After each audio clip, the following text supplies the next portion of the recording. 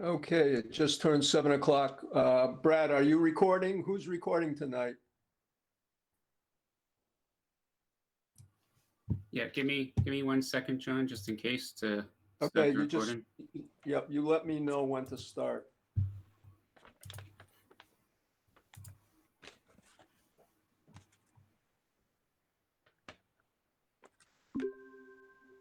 All set, John.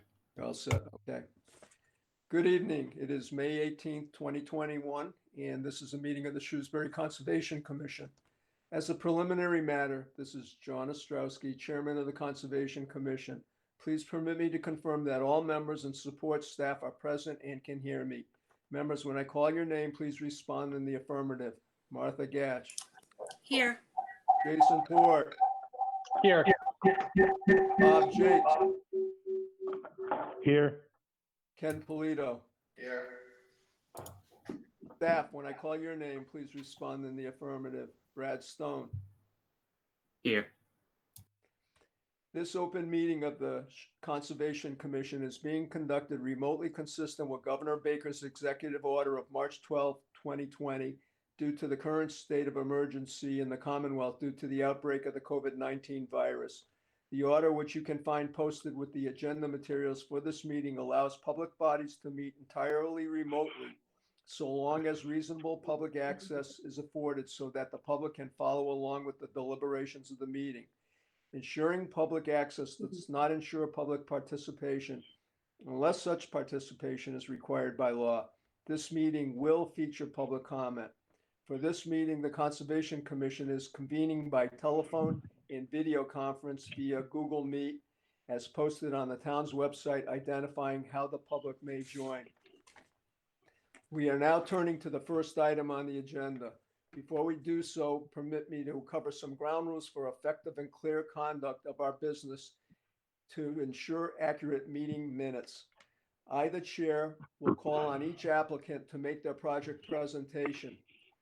After they conclude their presentation, the chair will go down the line of commission members first and then to staff members, inviting each by name to provide any comment or questions.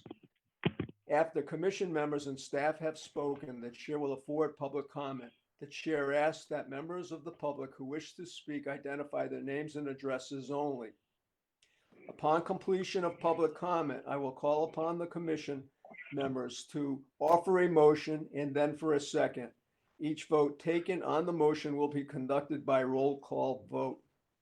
Lastly, please remember to mute and unmute your phone by pressing *6 or mute your computer when you are not speaking so as to not trigger your camera feed or background noise.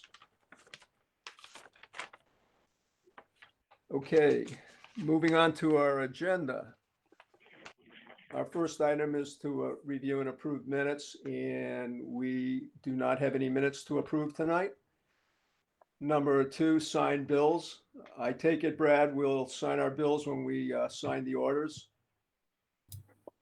Any bills that need signatures, I'll have with Correct. the other pages. Correct. Okay. And 3, meetings and hearings. So we'll dive right into those. We have a continued public hearing regarding the notice of intent filed by Equestrian Building Company for driveway construction, utility connections, and drainage connections at 183 Spring Street. Do we have a representative here tonight? Yeah, so Scott Goddard is here from Goddard Consulting. Okay, Scott. How you doing? So, Mr. Chairman, on behalf of Cornerstone Engineering, they are in a conflicting meeting and would like to participate in this. Is it possible to push this agenda item toward the end of your list tonight? Okay, we'll put it right at the end. And we'll put the Thank you very much. following one also. It's let me just read it so the public, if they're listening, they can tune in.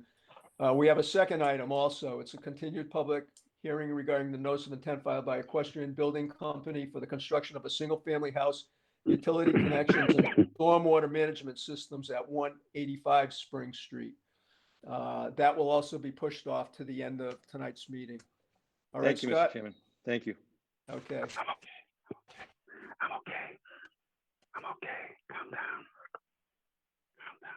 All right. The next one is also a continued public hearing, and it's regarding the notice of intent filed by Dacey's for backyard hardscape and landscaping, including retaining wall, walkways, stairs, and plantings at 23 Shirley Road. Good evening. Yep. This is Norman Hill from Land Planning. Okay, Norman. Yes, good evening. I'm here representing the Dacey's this evening. So we have submitted a site plan showing the proposed work and a landscape plan showing all of the proposed plants to be planted. So first, I'd like to walk you through the site plan. There is an existing house on this site with an existing Norman, driveway. can you bring up the plan by any chance so we can view it? I cannot, I'm sorry. Can't. All right, well, that doesn't help us. Brad, is there a way you could pull it up?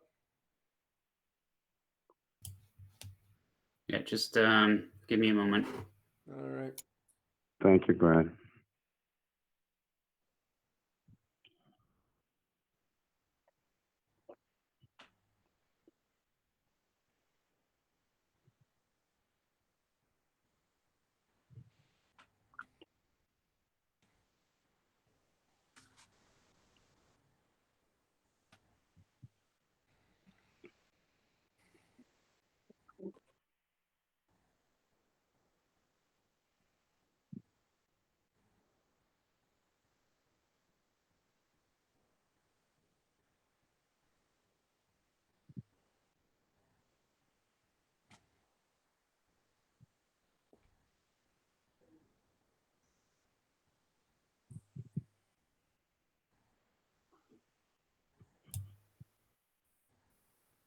Is it showing, John, or? Yep, it's up now. Norman, Oh, do you good. want to go ahead? Can you see Sure. it? Sure. There's an existing lot. It's shaped like a rectangle. And off on Shirley Road, you can see where the existing paved driveway is. You see the existing house. And behind the house, there are two existing retaining walls. So our client would like to do some additional hardscape. Let me talk about the hardscape first. To the right of the house, as you stand on Shirley Road and look at the house, to the right side of the house, right now it slopes toward the house. They'd like it to slope away from the house. So we're proposing a retaining wall. It's about 2 feet tall. And you can see it there, that gray bar, that's the retaining wall. And a set of stairs going towards the back patio. So they'd like to build that retaining wall. And then at the end of that retaining wall, you come to the first landing between the house and the first retaining wall behind the house. They like to put paver blocks down there. Right now, it's just dirt and sparse grass. So they like to put paver blocks there so they have a nice patio. And then beyond that, there is a stairway that goes down and down, then curves down towards the dock. And so that would also have a retaining wall to the right of it, about 3 feet tall. And then that hardscape, the stairs going down past the second retaining wall towards the dock. Then the only other hardscape they're proposing is above the pond, above the green line, which is the bordering vegetated wetland, above the orange dash line, which is the sediment barrier. They'd like to put some riprap at a slope of 1-on-1 for a distance of about 6 feet. And that would help them to level the area below that second retaining wall. So they would not be touching any of the existing vegetation along the lake. Right now, there's a tall row of bushes along the lake, and they're not going to touch that. But you come back from that, and it's just dirt right now, because when the house was built and the retaining walls were put in, the contractor just left it all dirt. So they like to put some riprap there along the bottom. Now I'd like to turn to the planting plan. Anyone have any questions on the hardscape that's proposed? So basically, the retaining wall to the right, the pavers behind the house, the stairs on the right, and then the riprap above the existing vegetation near the pond. But So- Norman, again, one question for you. Did you say they want to put that riprap wall in so that they can then level that area between the Yes. the riprap and the lake? No, between the riprap and the second retaining wall. Oh, okay. Yeah. So won't be From the any work top of done beyond that. Okay. Yeah. From So the they're going to top- bring it up about 2.5 feet at the bottom. So basically they're going to level it out at about elevation 363. All right. All right. Yep. So now regarding the planting, there's going to be a planting bed all along the left property line and all along the right property line in the front right corner near the street. And then that's it. The rest between the retaining walls will all be lawn. Between the first and second retaining wall will be lawn. Beyond the second retaining wall will be lawn. Then the pavement blocks up above. So that's a quick presentation. I hope you were able to follow me, and I'll be happy to answer any questions you may have. Okay. Martha, I have to find the mute button. Do you have a list of plants that are being proposed, Norman? Yes, on the landscape plan, you can see the letters A, B, C, D, E, F, G, all the way down to Z. And then the landscape plan shows where those letters are to be planted. For example, the A are hydrangeas, the B are emerald green array, the C is I can't quite read that. The D is a hosta, the E's are astable compacts, the F's are daylilies. Do you see that chart on the bottom left corner of the landscape plan?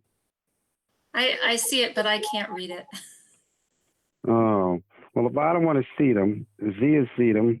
Y is fountain grass. X is cypress. W is juniper. V is dwarf pine. U is rhododendron. T is ornamental grass. S is Acusa dogwood. R is Ayunga. Q is yeah. Okay. Q is a bleeding heart. P is a that ground cover. O is informal boulder. N is a climbing hydrangea. M is a shore juniper. L is mixed evergreen. L is French lilac. J is a walk. All right. Yep. All right. I would encourage them. None of these look native plants, and especially if you're taking away some green space to put in the pavers, it might be nice to do an accommodation. So, for example, instead of the Acusa dogwood, to plant one of the native dogwoods. It's better for wildlife habitat. That's all. Well, I think my client would agree to plant the native dogwood rather than the Acusa dogwood. That would be great. All right. That would be great. Thank you. Okay, that's all that I have at the moment. Thanks. Jason, No comments at this time. Bob, I would just, I presume, Norman, that this proposed pavers area, that fairly large area that's now just dirt, those pavers, are they going to be porous? Is that one of the? I believe they are. In other words, probably put a bed of sand down, and then they get laid on the sand. Yes. But there are pavers that are particularly porous as opposed to solid cement. Is that their? Do you know that their plan at all, or should we? I haven't spoken with them about that. Usually they have the sand between the blocks, but the blocks are usually solid concrete. All right, we may choose to condition this order of conditions on that. But other than that, I have no questions, Mr. Chairman. okay, Ken, All right. I'm all set. Brad, Just a couple quick things. So the only inconsistent thing now that I can see on the two plans, the boulder retaining wall on the landscape plan, it shows it essentially wrapping around three sides of the shed, but the site plan doesn't show that. So what exactly is the plan there? Yeah, just as shown on the site plan. Okay. So it sounds like that's taken care of. And then the other question, just a quick point is that it looks like the amount of disturbance is going to trigger the stormwater management bylaw. So if you haven't started the process for a stormwater management permit with the DPW, you want to start that now. All right, we'll apply for that this week. All right. I'm all set, Mr. Chairman. Okay. Does anyone in the public have any questions or comments on this hearing? All right, I'm not hearing any. Brad, can we close the hearing without Norman having done the application? For the stormwater management Yeah. permit? Yeah. Yes, yep. Okay. All right, hearing no questions from the public, we'll close the hearing. Thank you very much. Everyone stay well. Thank you. You too. Yeah.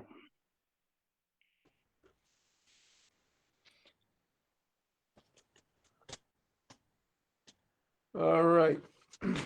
We have another continued public hearing. And it's regarding the notice of intent filed by Scott Barrows for the removal of existing building, decks, and pavement and construction of a new single-family home with a deck, retaining wall, pavement, and additional site work at 16 Norcross Point. Is Bob Murphy there? I see Scott there. Are you being represented by Bob tonight, Scott? Yeah, I'm here. I'm just figuring out how to unmute myself. Okay. Okay, yeah. I'm not in a position to bring the plan up on the screen. I'm not that familiar with this system, but I believe Brad has a PDF copy. I have a phone here on the screen. Okay. If it would be possible to bring it up, I could describe. We've made a few changes since our last meeting. What the board had requested that we changed the straw wattles to hay bales. So we're using weedless straw bales around the perimeter, and we added the details for the E1 sewer pump, which is to replace an existing cesspool. The cesspool is actually in the garage, so we're taking that out, all the piping, put in a new pump, and the pump will be in the cellar, and that will be piped out into the street with the hydraulic lines. I did get a note this afternoon from Brad. He was asking for a little more information relative to the elevations of the plan, the datum. This is the NVAD 1988 datum, which we can add to the plan as a condition, but it's following, like I say, the standard datum for the lake. You could see the plan now. We brought it up. You could see the E1 system that's replacing. It's actually in the garage. It's replacing a cesspool. We've, as I say, added a detail for the stone retaining wall to be used with a high-strength mortar. If you look at the detail, you'll see that we have a straw bale dike. That it's a temporary straw bale dike that goes in. All the work is to be done when the water table is down under the drawdown period in the fall or late fall. The surface of the lake is sand and gravel, so we don't really anticipate any major erosion issues with sand and gravel, other than the sand and gravel that's there. We'll just clean it up. But the straw bale dike is there to act as a perimeter of work. And it should be noted that because the stone wall is the size, it's over 4 feet, it also has to be stamped and designed by a structural engineer, and it will require a building permit from the building department. That's actually going to be done with structural engineer for the foundation of the house at the same time. But again, there's no work to be done in the water or near the water. That this will all be done during the drawdown period. Several details have been added relative to the E1 pump, the valves. All of the E1 pumps go directly into one line. It's a pressure line, and it has a special check valve so that no fluid, can get from one house into another. It's a closed system. Pretty much with that, I believe I've covered everything that the commission. Oh, a couple of notes. We do have a DEP file number, and we have also received a letter from the Heritage folks. There were two specific items. One was the endangered species and and the habitat for endangered species. And under both, in the letter they stated that there would be no taking and there would be no impact upon the habitat area. And again, this work is to be done when the water table the water level is well below the wall. There was also a note that Brad had stated that the wetland line should follow the wall and not cross the stairs. If you look at that detail, basically what we did was we showed the high water level of the water at the time when we were surveying it, and the water was going across the steps, kind of at an angle. And so we just showed that as the high water level was the subject to flooding or high water, but that's the wetland line. We can easily move that line to the edge of the stairway or the edge of the wall, either one, if need be. But basically, it doesn't really impact the resource area because we're not doing any work when there's water in that area anyway. But you can see we've added erosion controls along both sides of the property, along the entire perimeter. And we've also put in the straw bales along the other side of the street because there is wetlands on either side of Norcross Point. This is a peninsula. So we have essentially the entire property is within the buffer zone, which is why you don't see a buffer zone line, because there isn't a line. The entire property is in it. So the wetlands and the lake are protected on both sides of this property. Again, with that, I'll give it back to the board and answer any questions you might have. Martha, I'm all set. Jason, I'm all set as well. Bob, No questions. Ken, All set. Brad, Sure, I have a few comments and questions.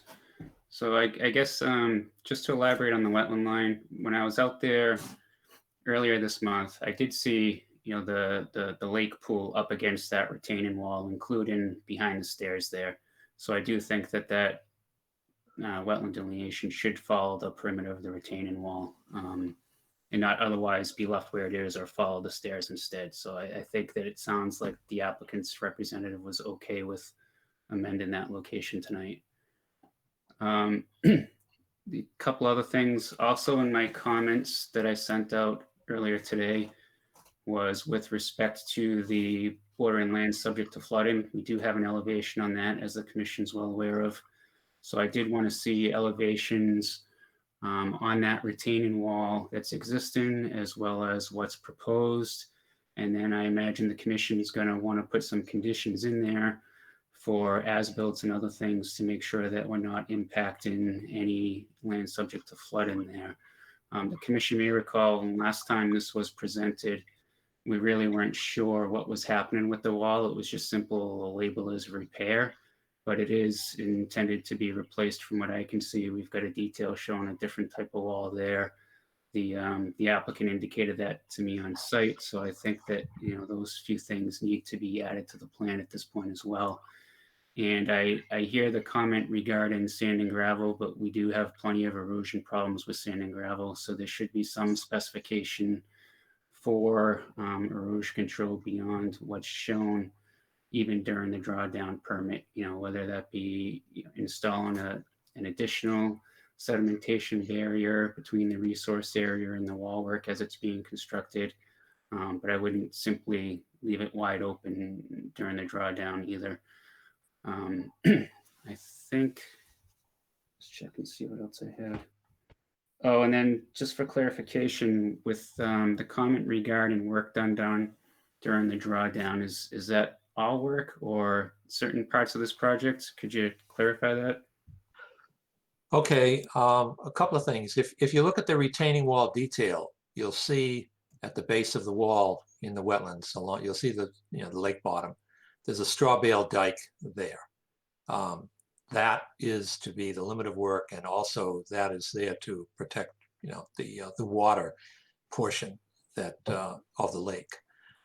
As far as the majority of the work will be done during this year, I assume, prior to the drawdown, and that is work on dry land, basically anything above the retaining wall, the house, the driveway, landscaping, decks, things like that.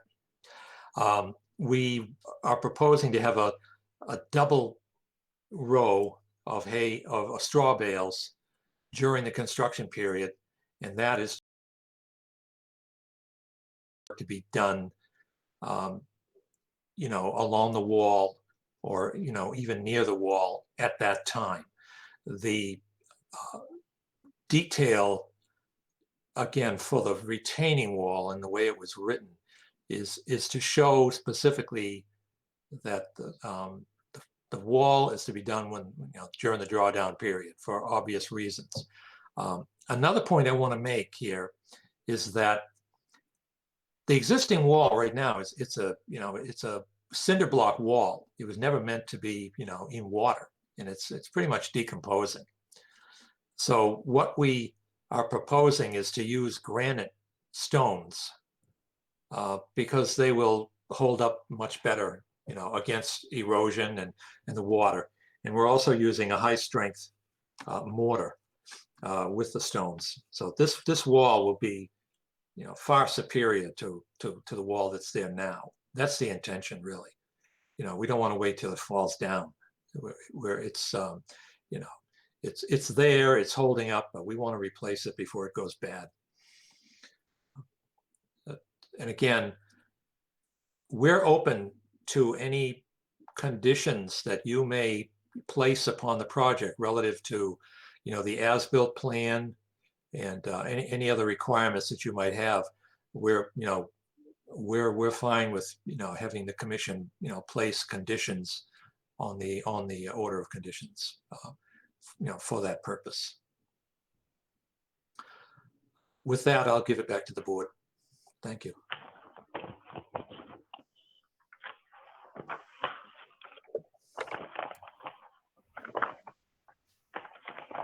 Mr. Chairman, Wait, John, hello?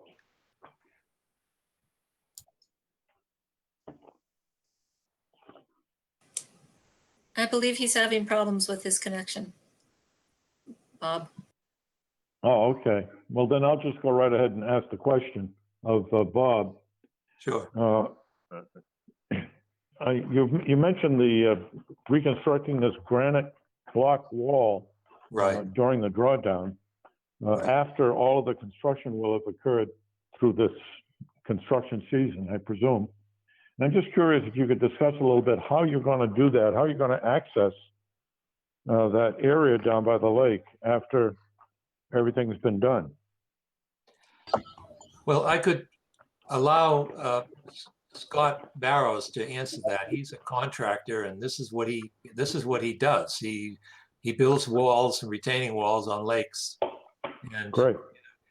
I could anticipate using a small bobcat type of equipment to carry the stones down, and then they would be moved by hand on the water.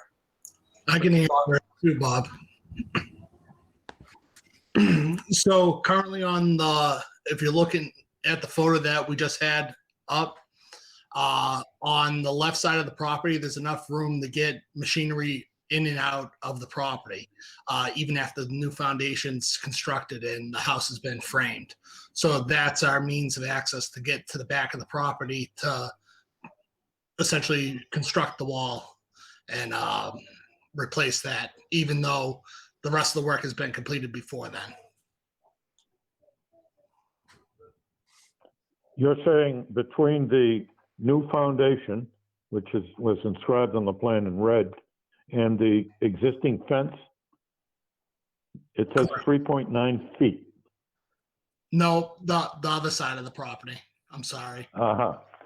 Okay. Where So the there's other, approximately 10 feet. so yeah, there's approximately 10 feet, but Yep. there's a stairway.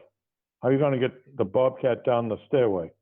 The stairway is not going to get built until after the wall's Okay. complete. So we'll work our way back out of the backyard. All right. All right. I was just curious about that. Thank you. No problem. I'm back. My connection dropped. I have a question regarding the E1 pump. I couldn't see on the drawing any mention that there was a manual power transfer switch provided for the E1 in the event that there's an electrical outage. Bob, can you? Yeah, I remember, you talking about that. I talked that over with Scott, and I pretty much left it to him, and he's familiar with it. He installs these things all the time. So I'm going to let Scott answer that question. All right. We're going to be setting the house up for a generator backup, and to be able to power the house if there's ever an outage. All right. Can you memorialize that on the drawing here too, Scott? That the power, there's going to be emergency power provided to the whole house? So we cover the fact that this pump has power. Okay. In a note, it could be just via a note that. We could take care of that. Yep, that sounds good. All right, let's see if anybody in the public has any questions or comments on this hearing. Is anyone out there interested in making a comment or have a question? Mr. Chairman, Yes, can I just add, I'm sorry to follow up with another go question. ahead, Jason. Am I missing this, or are there any elevations for the walls? I don't see any on the plan. They basically follow the grading of the elevations of the topography. The elevations of the topography are the elevations on the wall. We're not raising the wall. The wall is going to be the same elevation as the existing wall now. We're not changing any grades. So the topographic grades represent the walls. Okay. Great, thank you. All right, let's go back to the public. Last chance for questions or comments from the public. All right, I'm not hearing any. Brad, there's a number of things we want added to the drawing. Do you feel comfortable closing tonight, or would you prefer to keep it open for one more round? No, the most critical thing at this point is really getting those elevations on the wall. I mean, we deal with the borderland land subject to flooding issue with the lake quite a bit. We have a number of people coming before us all the time for wall work on the water. I mean, those are things that we routinely ask for and expect to see. I don't think we want anything different in this case. Okay, so we would want to continue this hearing then to get those. Okay, Bob. Well, I'm wondering, could we make it a condition, because it's just a number and a line we're going to put on the plan. Brad has already given me the elevation. I could add that in two places to the detail, make it a condition of approval, add it to the detail. It's not a major thing. It's only going to take 10 minutes. And, as I say, make that a condition, and, the order is not to be recorded or until that condition is met. It just it makes it tough, Bob, when we start conditioning things, especially in these remote times when we're not, in the office to check on things. So it's much cleaner if you had it on the drawing to start with. I think that was a request last time, so should have been on tonight. It wasn't requested last night.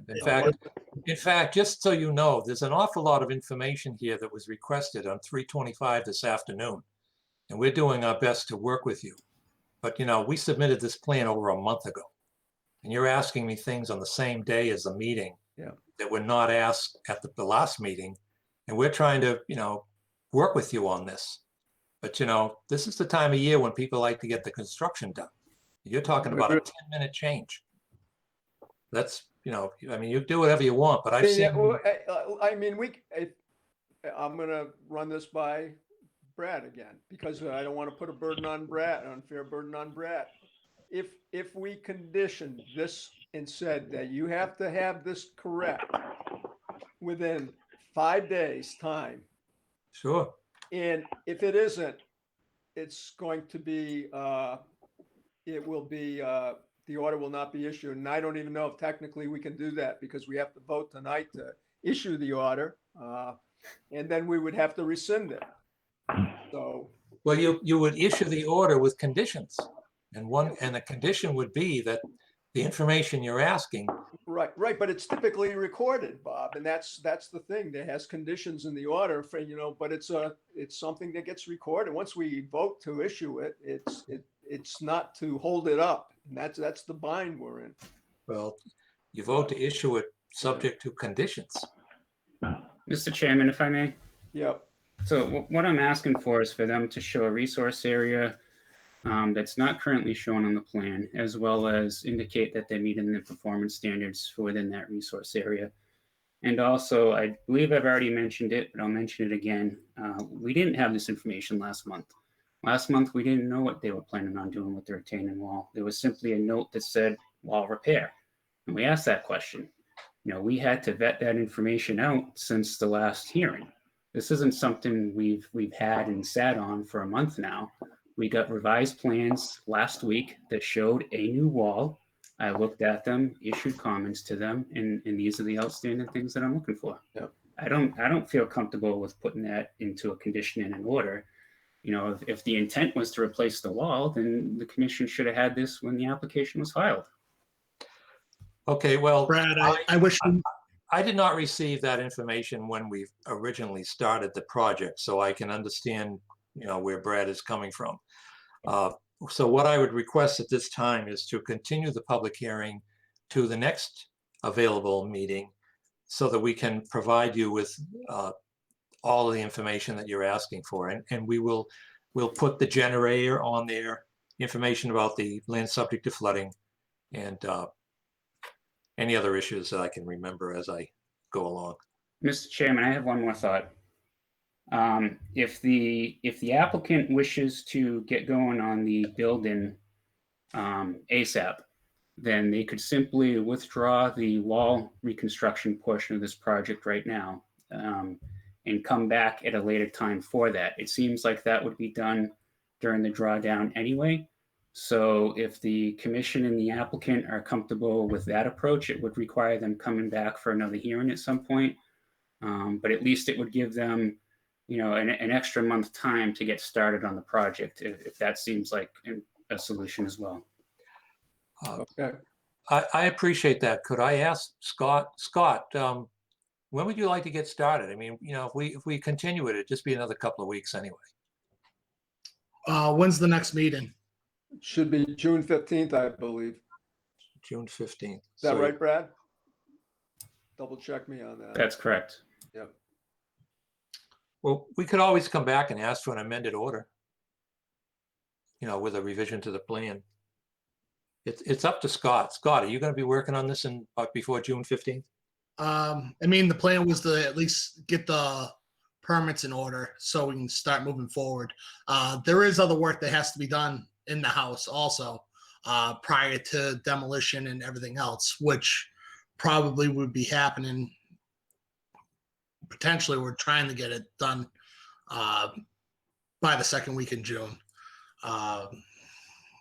So you could work inside the building while we were waiting for the next meeting. Okay, I'm going to request the commission to continue the public hearing to June 15th. Okay. All right.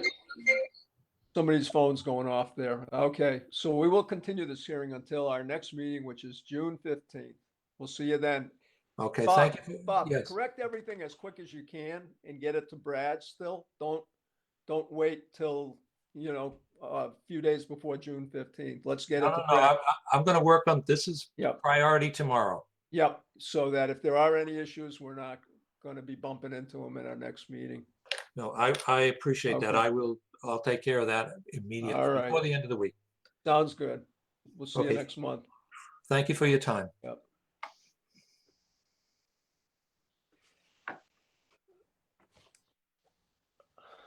All right, our next hearing, the applicant called in and requested a continuation. It's a continued public hearing regarding the notice of intent filed by Renfrew Street LLC for the construction of a single-family home at 136 Old Mill Road. And Brad, did you have a comment on this one? No, it's just that you're correct. We did receive the request for continuance. Okay, that was it. I have a question, Mr. Chairman. Do Sure. we still not have a DEP number for that, Brad? That's correct. I did not see one as of yesterday anyway. And yet they were here last month, right? They were Yes. before us last month? Yes, they were. Yeah, it's something's, DEP hasn't put out the number yet, apparently. And that's true of the next continued meeting as well. Is that unusual, Brad? It's kind of something we've been seeing for a few months now. It's not unusual. I mean, these kind of things are cyclical. It really depends on what's happening at the central office. Sometimes, So we couldn't have moved forward anyway with these tonight, right? In terms of approval. correct. Okay. That's all, Mr. Chairman. Okay. All right, let's go on to our next continued public hearing, and it's regarding the abbreviated notice of resource area delineation filed by Elevation Realty for property located at 855 Hartford Turnpike. Do we have someone here tonight? Mr. Chairman, if I may. Yep. So a couple things. We did receive a request today that the applicant's represented indicated that the applicant wishes to withdraw this application. Okay.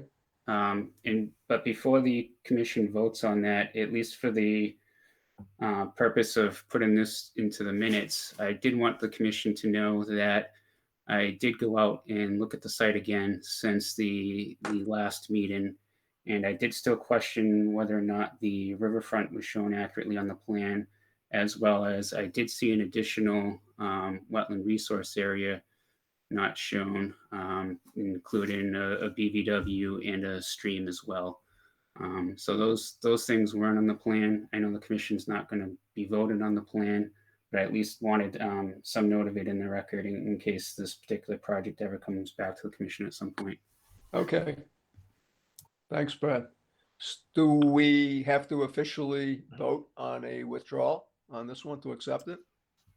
I would do that, yes. All right. Would someone Mr. like- Chairman, I would move that we allow the petitioner to withdraw this application. Do we have a second? Second. All right, we'll do a roll call. All in favor? Martha, Aye. Jason, Aye. Bob, Aye. Ken, Aye. and John, aye. All right. Moving on to our next hearing, which is also a continued public hearing. It's regarding the notice of intent filed by the town of Shrewsbury for the demolition of the existing police station and construction of a new police station with associated site improvements at 100 and 150 Maple Avenue. Do we have the representatives online? We do. Victoria, would you like to bring up the slide? Yeah. While she's pulling that up, I am Matt Salad, project architect with Tecton Architects, representing the town of Shrewsbury. I'm going to flip to the next slide. With me tonight is Victoria Howell from Fuss & O'Neill, project manager for the civil engineer. We also have Dan Delaney, associate with Fuss & O'Neill, and our landscape architect, Phil Cassidy. Also with us this evening is Patrick Pitney, chair of the Police Station Building Committee. And with that, I will turn it over to Fuss & O'Neill to give a brief presentation on our progress over the past month. All right, thanks, Matt. This is Dan Delaney with Fuss & O'Neill. Before we get going, I did want to mention quickly that Victoria was able to badger Central Region of DEP enough to give us our file number tonight. And I think that was sent on to you, Brad, probably about an hour and a half ago. It's number 1891. So it's a small administrative thing, but we were able to get that out of the way at least. And just quickly, because I know this is continuance, I wanted to do a quick overview of the project. And then I'll turn it over to Victoria, and she'll go over the details of some of the work that's been done over the past month since we were last before you. As you're aware, the site consists of two town-owned parcels, 100 and 150 Maple Avenue, the site of the existing police station and town hall complex. The project will consist of the demolition of the existing police station and the construction of a new 31,125 square foot police station and a number of supporting site amenities, including additional parking, stormwater management, and other features to the west of the proposed building. The site work will also include reconfiguring and reconstructing a portion of the existing parking lot that served the former police station and the west side of the town hall complex. As a result of the project, 104 new parking spaces will be proposed, with 88 of those parking spaces being located on the west side of the new police station building, in a secure area to serve only the police station and their official vehicles and such. Also, the entrance drives off of Maple Avenue into the complex will be reconfigured. The existing driveway will be shifting to the west, and there'll be a new driveway constructed to serve that 88 space parking lot that's located to the rear of the police station. Other site features include the solar canopy covered parking area on the west side of the police station building. There are a number of electric vehicle charging stations proposed both at the police station site and at the town hall site, as well as a radio communications tower just north of the existing building, or excuse me, of the proposed building. Lastly, there'll be a significant increase in the stormwater management to the site proposed under the project, and that will treat both the proposed improvements associated with the police station as well as the redeveloped and reconfigured areas of the town hall parking lot. I think that'll be a major improvement over what's there now and result in a much better stormwater picture for the area. And now I'll turn it over to Victoria. She's going to go over the details of the proposed site plans, and I'll be happy to assist with any questions that come up after the presentation's over. Thank you. So first of all, I'd like to say there are a number of permits and approvals required associated with this project. So the building committee is overseeing the project design, sort of schedule and budget. This approval through the Conservation Commission. There is also a site plan approval with the planning board, which will also include a peer review by Graves Engineering. We have submitted and applied for the stormwater management permit administered through the DPW department, which will also include a peer review. There's a driveway access permit required through Mass DOT, and the contractor will be required to secure the NIPD's construction general permit prior to starting land disturbing activities. First, well, at the end, we certainly have plans that we can bring up. So some of these images are meant for just sort of like general visualization kind of things. But some updates since the original submission, which was dated March 31st. The items that have been revised of note are the stormwater management, some details with the plaza area outside of the training room, and landscaping. But items that have not changed, or at least substantially changed, include the building footprint, parking lot areas, and then the proximity of the paved surfaces or the building to BVW. The resources on the site were delineated by Michael Soares, wetland scientist with Sutton O'Neill in March of 2020. And they included BVW and the associated buffer zone. And the proposed activities are in the buffer zone only. Right now, we estimate it's about 9,060 square yards within the buffer zone. At the time of the NOI submission, it was estimated at 8,990. So pretty similar. And the closest that the proposed building comes to the BVW area is approximately 54 feet in the area of the Sally Port to the rear. Silt fence and hay bales are also designated between the limits of the proposed work and the BVW at the rear. An update on what I like to call the stormwater design evolution. Again, pictures for general comparison only. The green shaded areas are meant to highlight above ground stormwater areas, and then the blue an underground area. So in the original permitting set that was submitted on March 31st, it included 4 above ground basin areas and 3 subsurface infiltration areas. Right after the 60% design and the permitting set were submitted, we conducted test sits in the areas of the proposed stormwater BMPs, and groundwater elevations were found much higher than the initial geotech borings had indicated. The groundwater elevation ranges anywhere between elevation 625 and 629. So at the Concom meeting on April 20th, there was sort of an interim stormwater design presented to the Concom, which eliminated anything that was subsurface infiltration and included sort of 3 larger above ground areas to demonstrate that the stormwater could still be managed on the site. But the building committee and the design team have noted that there's significant tree clearing for these areas and has further evaluated sort of ways to minimize that impact. So the current design that's included in the updated plan set submitted last week includes 4 above ground bioretention areas and then 3 subsurface detention areas, which are just sort of closed pipe network systems to provide storage only. They will not open to the earth material or infiltrate. Updated plans and calculations have been provided to sort of all parties involved, including the planning board and DPW.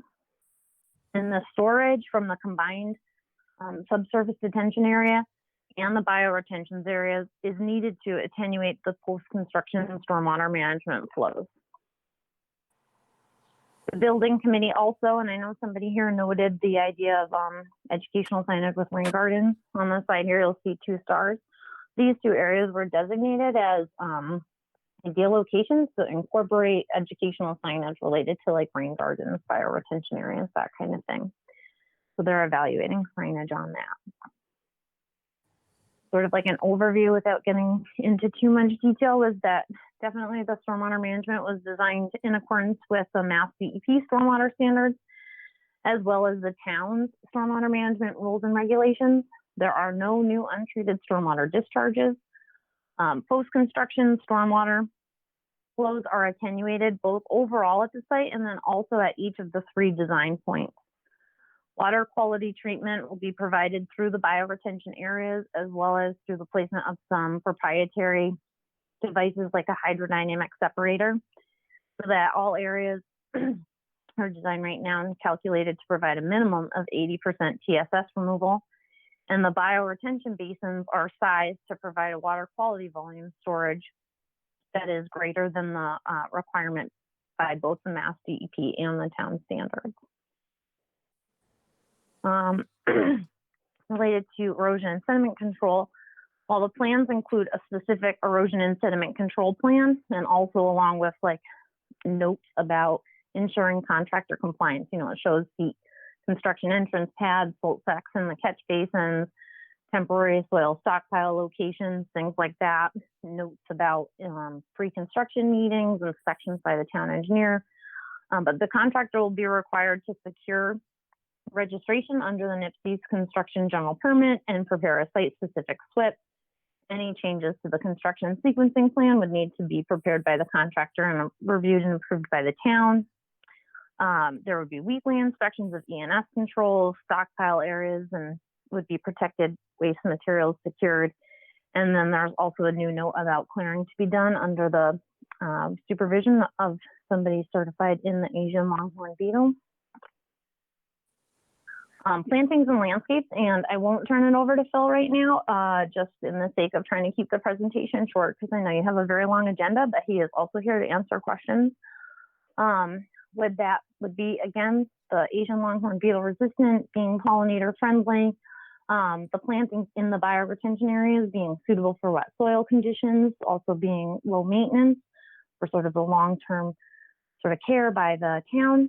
And then while you might see some example photos in different areas, I do want to note that there's no mulch proposed in any of the bioretention basin areas. This is an example of what Phil has on his computer later on if you have a question about landscaping.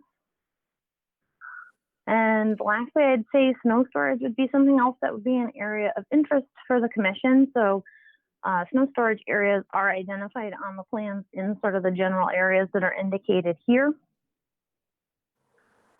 We also have, and I will pull up because we were lucky enough to get the DEP file number. I don't know actually when I'm sharing like a specific window, so it may not have swapped over unless, I don't know, It's can working, someone Victoria. confirm that it's actually shown? Okay, sometimes it shows just a few. So we did get a file number late tonight, and it was a minor comment on the stormwater calculations, which is certainly something that we can review and part of what can go on in conjunction with sort of the stormwater report review. I think we are attenuating the flows, so even the change would not be difficult to still demonstrate that there's adequate storage. And then the setback regarding the BMPs and the wetlands, I would say the bioretention areas, while in theory there will be some infiltration and groundwater recharge in those areas, they have not been modeled to assume that. So everything has been modeled to sort of the worst case scenario. So I think that is the more conservative approach. So with that, I will open it to questions you may have. Victoria, before we go to questions for the commission, can you, it's a little confusing between the bioretention areas and then you have the subsurface, you're calling them detention areas? Yes. And if you were a raindrop and you're falling on that property, can you walk us through what route it would take? How does it go? Which one does it go to? Are they interconnected? Is there a discharge to the stormwater system out in the, Maple Ave? We can't tell from the scale of the drawings on this presentation. And the drawings that you guys completed were just submitted last Thursday afternoon. So basically, we saw you a month ago, but we've only had 2 days of work time to actually, put our eyes on them. And so can you take us through how, a drop of water would move through your systems? Okay, sure. So in the, let's say we're in the parking lot area, and I think some of the lines might be confusing on the plan, so I'll try to describe it in general. So the subsurface, the 3 areas that are the subsurface detention, 2 of them are in the police station parking lot. So if in that parking lot area, rain falls on the paved surface near a catch basin, and will enter that catch basin, that is then likely directed to that subsurface detention system, which serves as storage. It's like pre-storage before it eventually outlets to a bioretention basin area, and then, its ultimate discharge point, wherever that may be. In some cases, water will go over land and directly into one of those basins. But the idea of sort of, there's two main goals. There's the water quality treatment, which is why we need sort of the above ground. But in order to attenuate flows, we needed much more storage. And so instead of making the basins much larger, it's sort of like this intermediate step.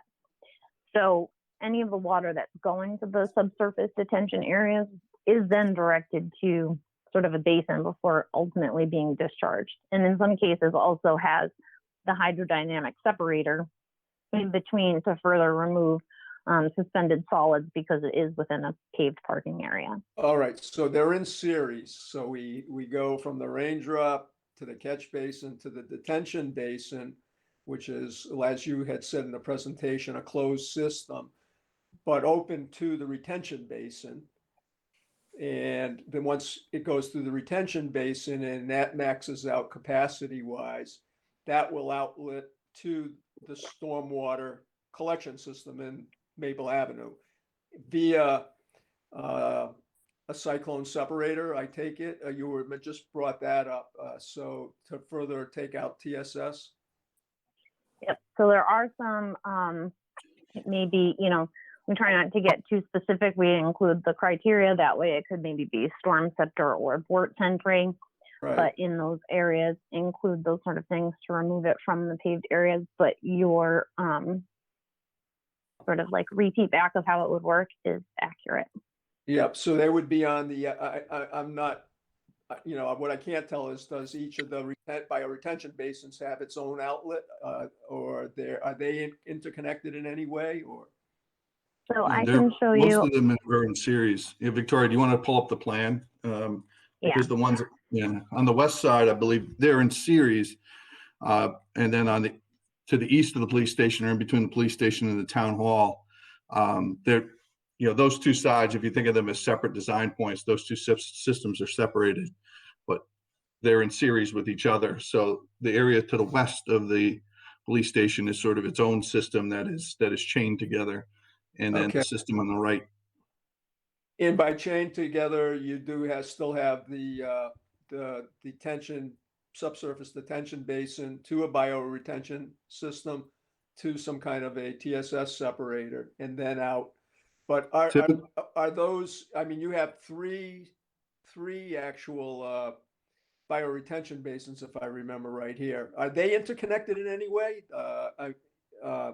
So yeah, so there are four, and I can actually, if you give me 1 second, pull up exactly how they are interlaid. So there's not always a hydrodynamic separator on each basin, I don't think, but they're in the areas where they are paved, and I can probably give you, sorry, I probably have about 8 documents that are all What would have been nice pages is in a nice size. cross flow diagram on how these all tie together, you know, a nice simplified. Yeah.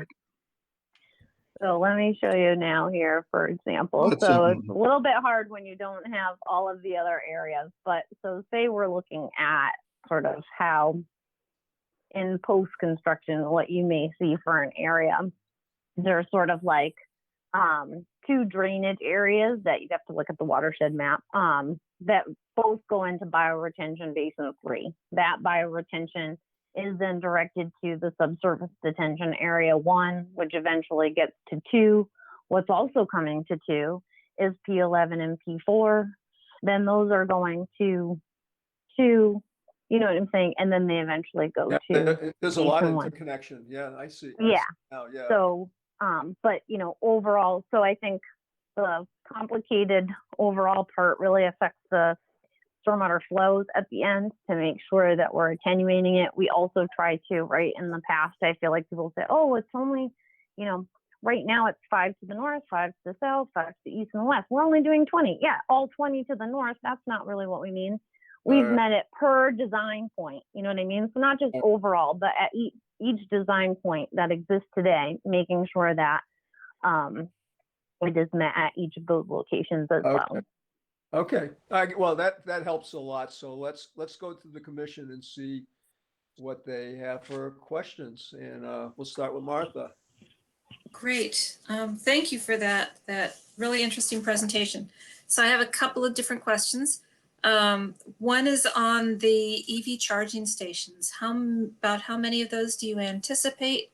And will they be for the exclusive use of the town, or will residents also be able to use them? Matt, I'm gonna maybe give that to you only because I know that we have at least wiring for them on both sides, but Yeah, I don't have that plan in front of me, but I believe we have so 8 or 10 of them. And Yeah, there's between the police station side, so there's some that are in that secured area. There are some that are on the public side for the police station parking, and then there are also some that we're adding to the town hall as well. That will be Yeah, for Matt, there's 2 behind the police station, 2 in front, and then 4 at town hall. So it's a total of 8 right now, and they're all duals, so they serve two parking spaces. Okay, great, thank you. All right, you answered my question about where the water flows. Thank you, John, for asking that. And then your landscaping plan looks great, and I think that was probably me who brought up the idea of the educational signage. You have there's nothing in the plan that specifically includes native plants for landscaping, and that would be a tremendous asset. They're also, because they tend to be adapted to the local environments, they're also lower maintenance requirements. In the circles that I'm in, we're recommending now a minimum of 70% of native plants to 30% outside the region. So if that could be incorporated into the plan, that would be wonderful. yes, I will actually in one moment. So I had on the original presentation, like native plants. And then folks like, well, not technically, not maybe every single one could be. So then we deleted it. But so Phil, I'll jump in, but I believe that is the intent. Yeah, I think the Great. 70-30 number is probably a great target to hit. I think that would be a perfect proportion, because like you said, I think they're most well adapted to the site, and also, it can't be, there are also some great plants that, we'll include just for aesthetics and whatnot, just for site suitability. Great. Okay, that's all I have. Thank you. Okay, Jason, No questions at this time. Bob, My only question is with regards to the timing of the construction of some of these erosion control features and sedimentation ponds. You plan to, can you talk to me briefly about when you're going to do this and synchronize it with the construction of the facility? Because there's going to be a lot of exposed excavates here, and some of these systems should be in place early on. I'll start with saying that anything that's an ENS measure would be installed prior to commencing like any land disturbing activities. We have many notes on the plans, and town staff is also very interested, but I will also now ask Matt Salad if he wants to give a general overview of the construction phasing of the project. Yeah, so we're working pretty closely right now with the construction manager, Fontaine, who's done several projects, public projects here in town. So they're very familiar with making sure that everybody's needs are met with any of the boards and commissions. And their goal right now, we're looking at a mid-July start to site clearing. They're going to start clearing the site and then prepping it for new construction with foundations and the like, late summer, early fall. So they'll be working pretty quickly to make sure that all these requirements are met.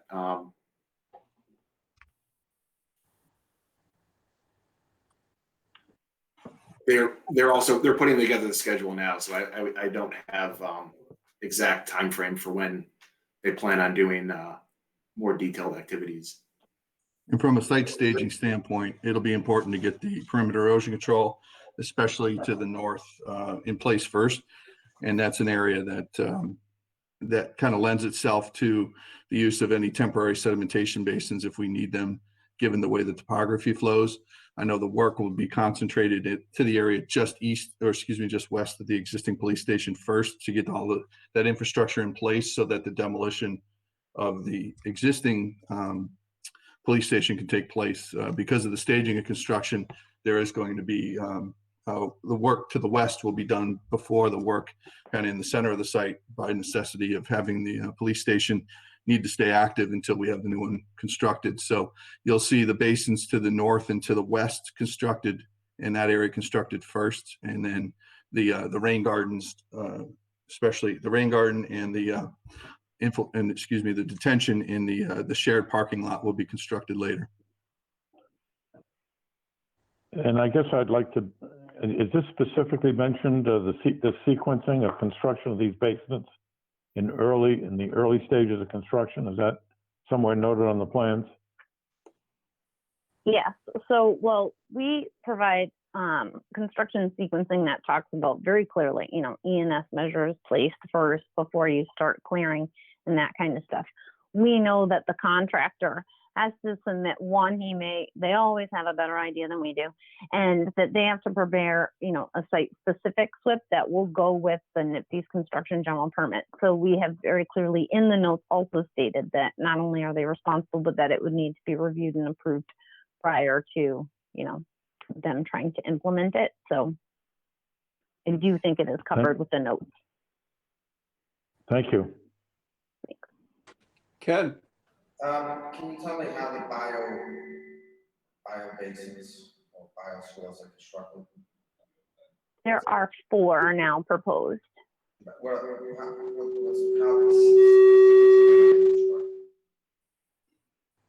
are you going to build them? What are they made out of? Oh, okay. Okay. Hold on 1 second. So let me go back to sort of our. And they get a nice detail in the presentation, Victoria, you can talk to.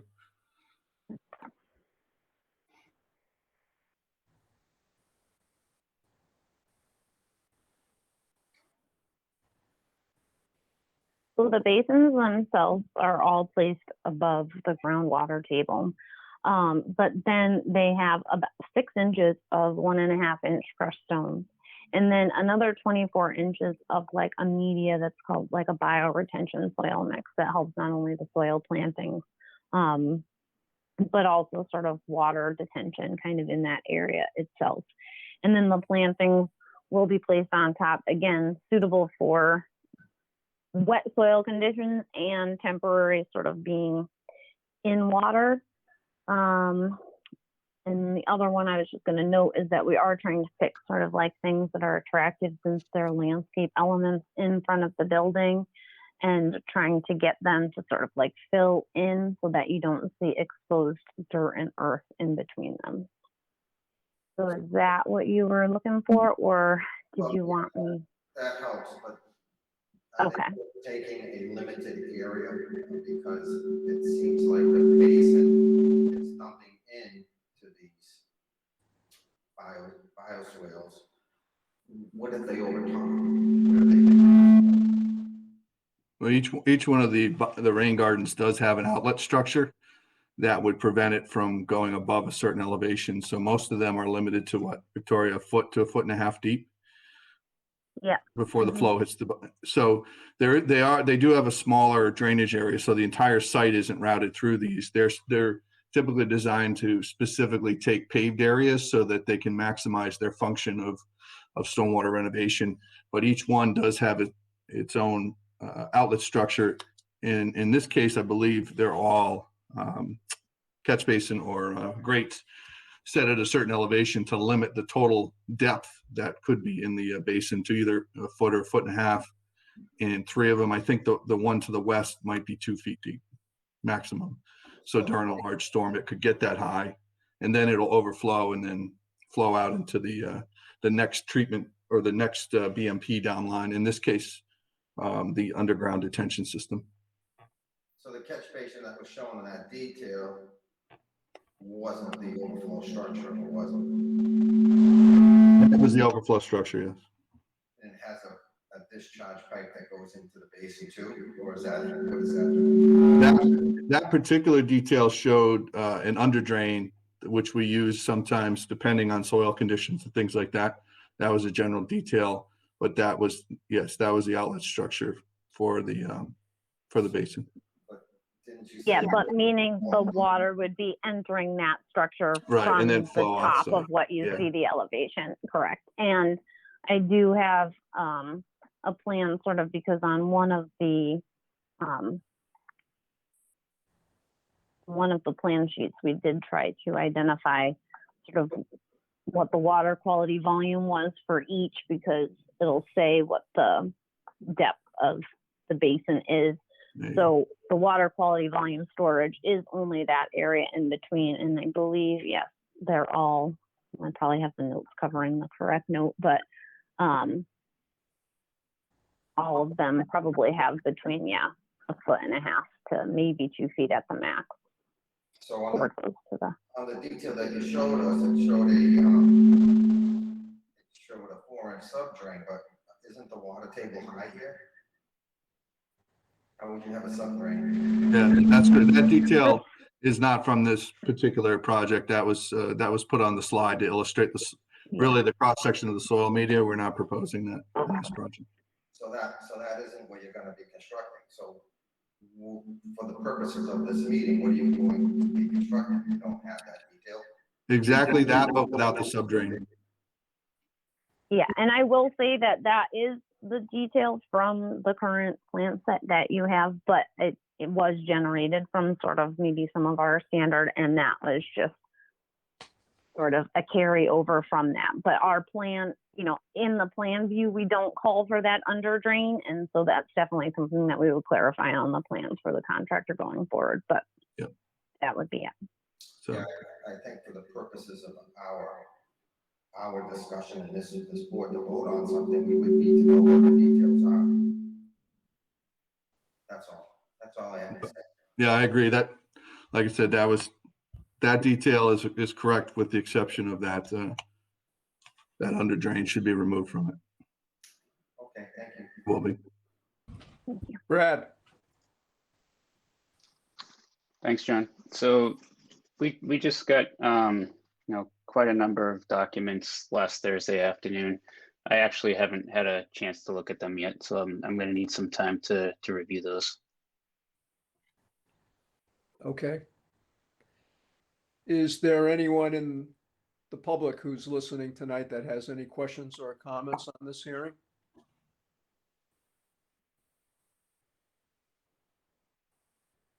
Well, I'm not hearing anyone, so it looks like we're going to need a continuation to review the plan set and see you next month. So you have to request it to make it official. Who's going to do it? Victoria, Dan? Sure. We'd like to request a continuance to your next scheduled meeting. I believe it was June 15th based on the previous discussion. You're right. Yep. So we will continue this hearing until our next meeting, which is June 15th, 2021. Thanks for the presentation tonight. That helped a lot. Thank you, Mr. Chairman. Yep. Thank you. Thank you.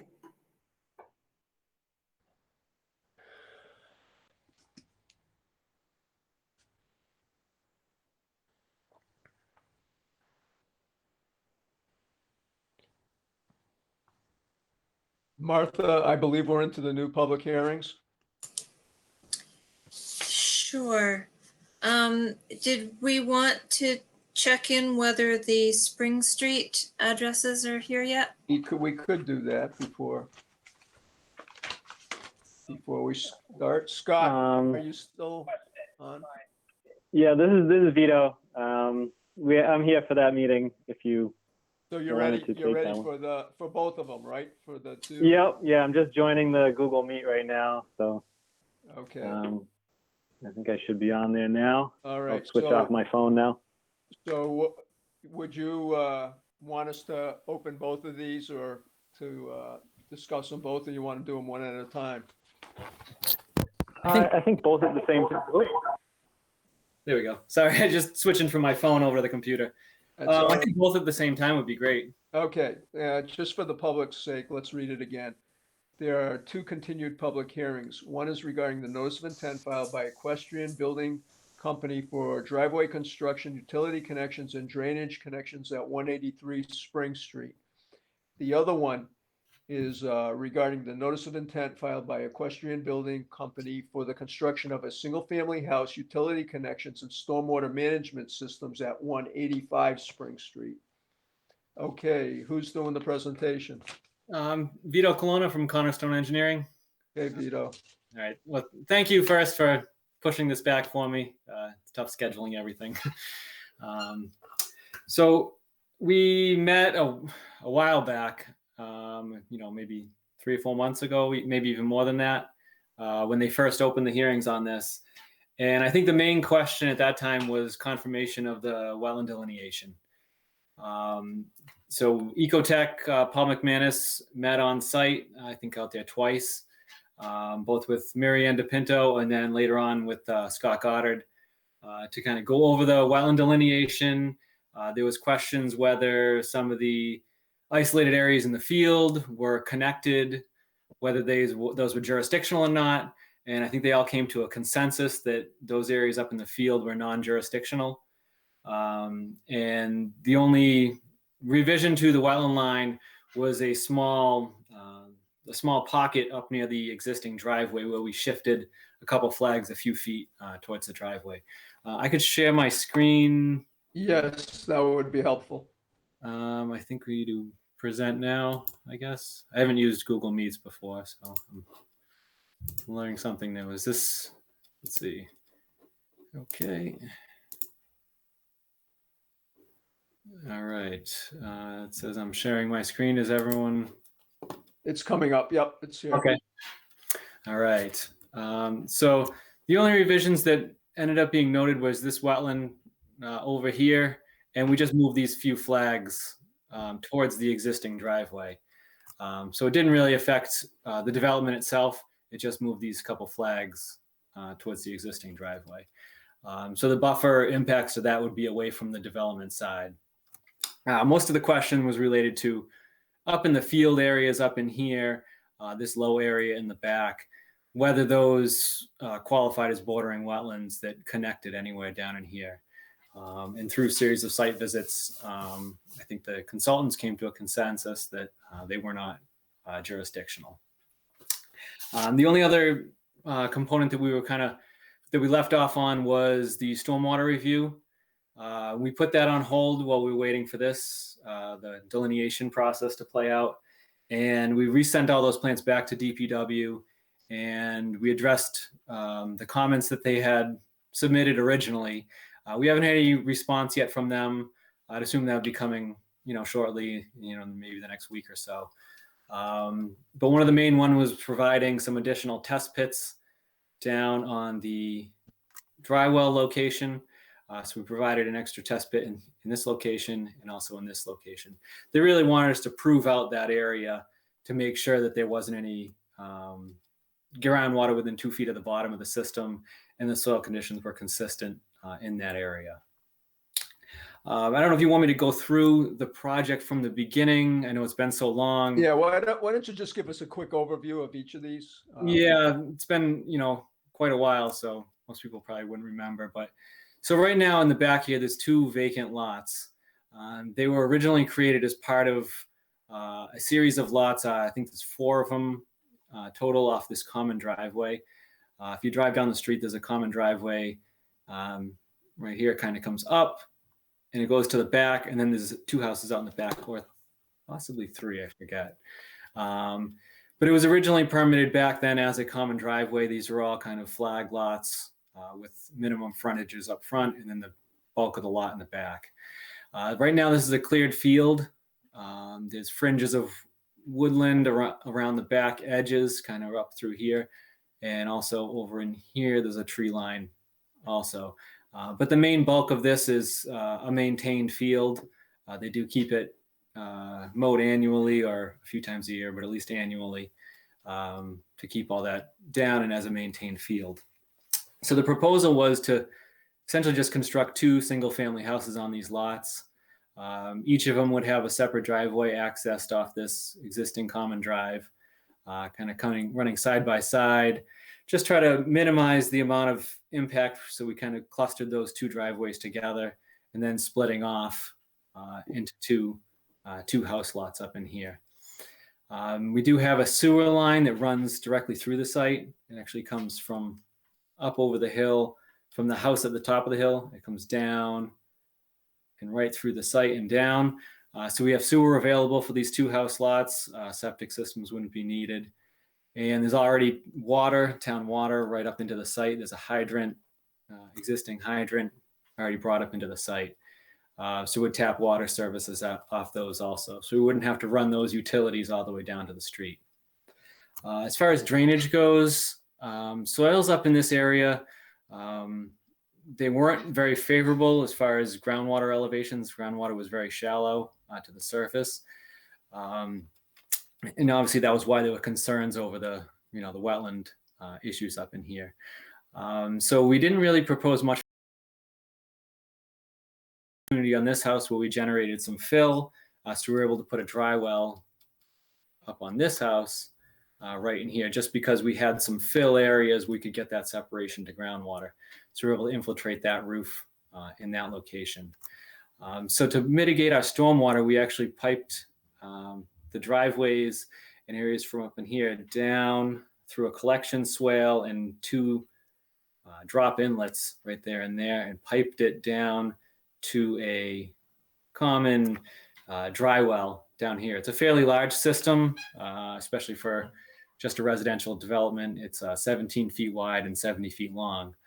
It's shallow, it's only 2 feet tall, but it does have a big footprint. It gives a lot of infiltration capacity.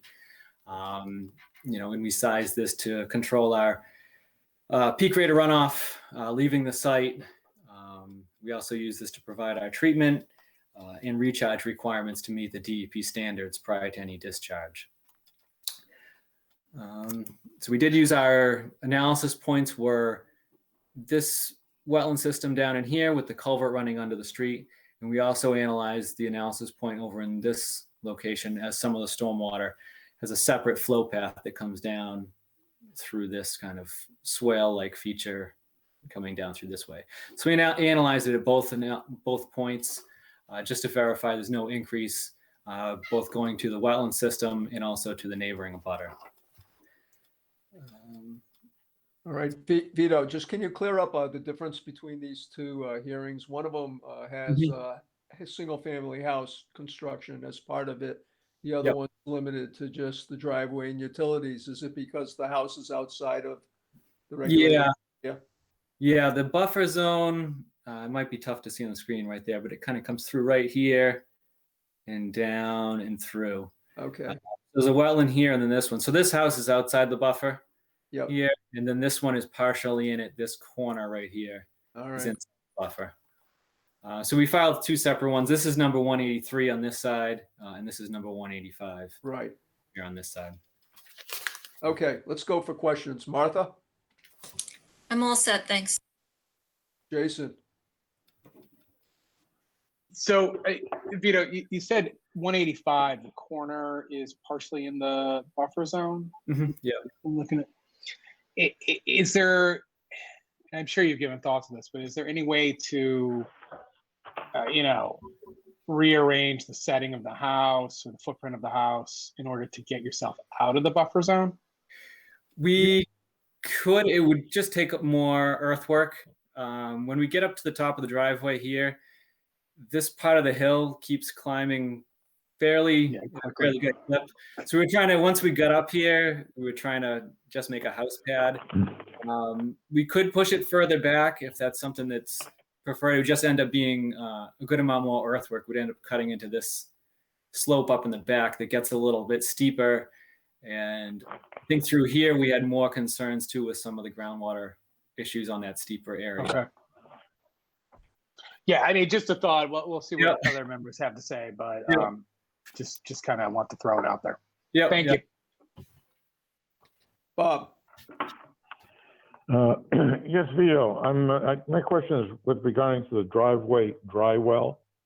And does that service both homes? You went through this, but I'm still a little confused. Does it service both homes or just one of them? It'll service for both of them. They'll have to have a homeowners association set up between these two, just to share the maintenance, because there's a drain right here and a drain right there that collects runoff from both of the driveways. And on whose property is that located? It's this portion is on 183, so there'll be a driveway access utility easement over 183, right. and the large dry well itself is actually on 185. So it kind of goes back and forth between the two. And then there's also a second homeowners association that would be needed to, maintain the driveway itself. So, that's between all the owners, but then the stormwater itself would only be the responsibility of these two homeowners here. It isn't anything of the other lots off that common driveway. Well, I guess you've answered the question. The issue is, how does that affect the issuance of this order of conditions? And I guess I'll defer to Brad on that. That's all, Mr. Chairman. Okay. Ken, Well, Brad, Thanks, John. So a few quick things. It just like the commission, this is the first I've seen of anything in months now. So the plans that the commission has on record were received today. That's the first set of revisions we've received after many months. So I do want some time to look at those. As mentioned, there wasn't really much revised in terms of the BVW delineation that's going to impact the project. But also I did not really review in great detail the stormwater management plan prior to then, not knowing how much of the plan may change. Now that we've got a revised plan submitted today, we'll take a closer look at those. I was thinking something similar to Bob as well as to how we would handle the drainage utilities going across both parcels condition-wise. I recognize that there'll be a homeowners association involved, but the commission's going to want to put something into the order to give it some teeth there as well. So that's something I want to give some thought into also. Yeah, I'm sorry about that. I kept sending, Brad, I found out why I couldn't get them to you. I kept sending to an email address. I had one letter wrong in your email address, the one I kept forwarding. So I apologize I didn't get those to you in time, but I'll get some paper copies over to you too, so you can take a look at those. Thank you. And Mr. Chairman, for you to veto again, if this is going to be continued, you might take the opportunity to provide the commission and Brad with some details about that homeowners association and how that's going to be into, so that we can make that as part of the order of conditions. Okay. all right, let's see if anyone in the public is listening in tonight and has any questions or comments.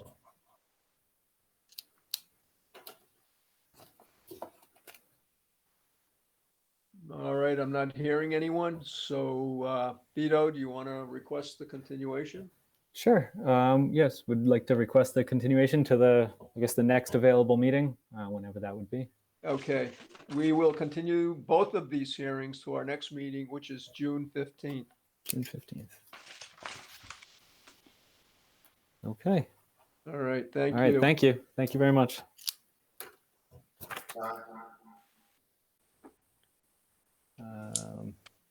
How do I unshare?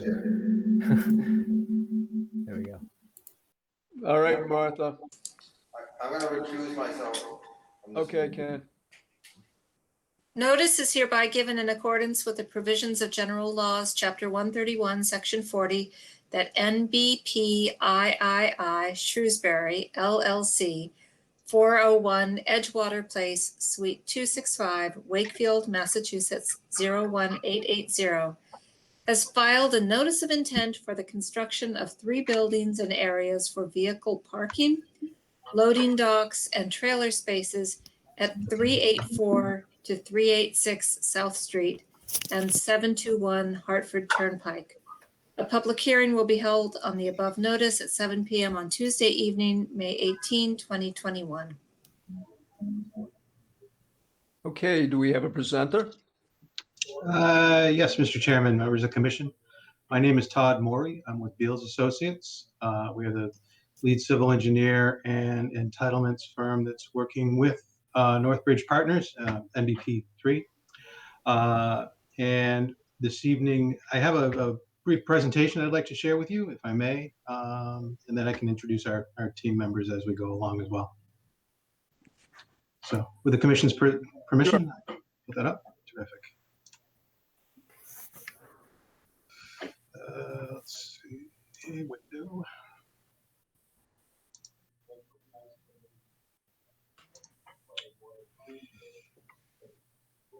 Everybody able to see that? Yes. Perfect. All right. We're here with, we have the folks from Northbridge here. I know Owen Hall is here. I just saw him on the screen. I'm not sure if Brian Orr has joined us this evening or not, but if he is, that's great. If he hasn't, you may see him throughout the various permitting phases of this project.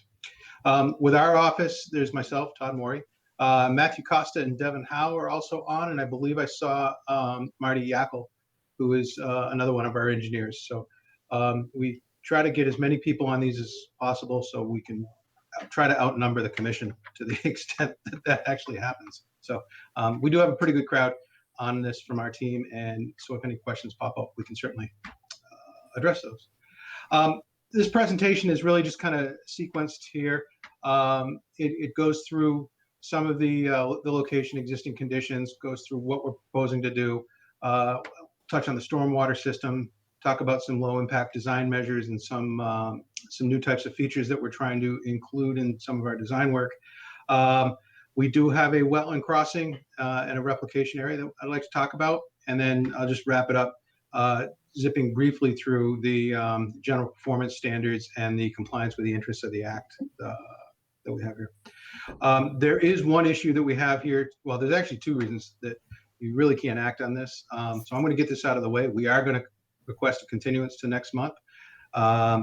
We were informed that there was an issue with our public notice. I believe one of the phone numbers that we listed in there was to a different conservation commission, not Shrewsbury Conservation Commission. So we will be re-noticing everybody to make sure that that's done prior to the next meeting.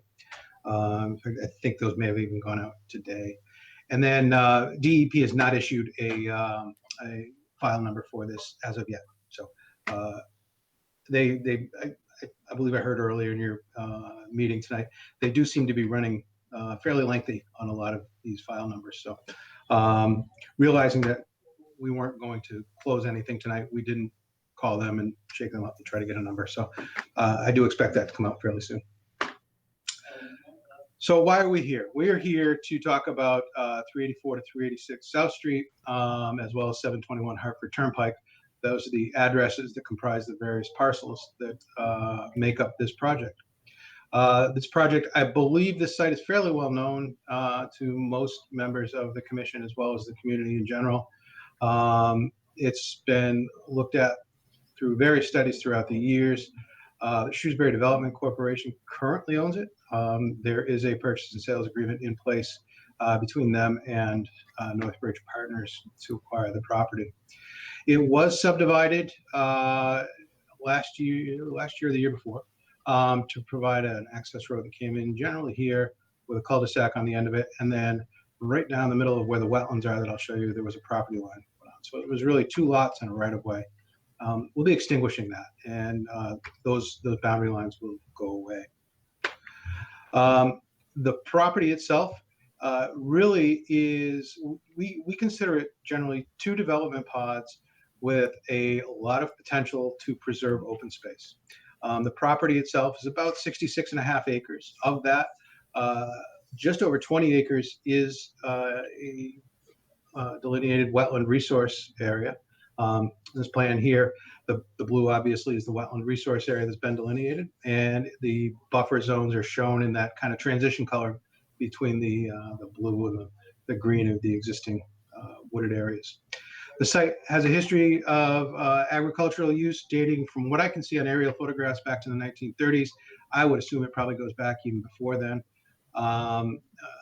And there are 3 remaining buildings over in this area that supported that use. Now they're generally used as storage. There's a small paved parking lot right here that is just generally used for support for those 3 buildings.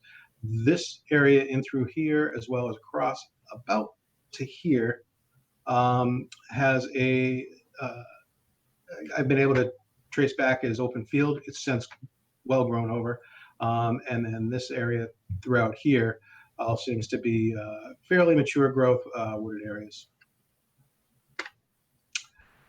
What are we looking to do? Well, we are looking to put in 3 buildings, 2 main buildings and 1 flexible use building that we really don't have programmed. The 2 main buildings, we'll start with building A on the north side of the property. And I'll be zooming into these as well, so we can get a little bit better view of them in a moment. But we're about 190,000 square feet on that building, supported by about 146 parking spaces, as well as 35 truck loading docks over here.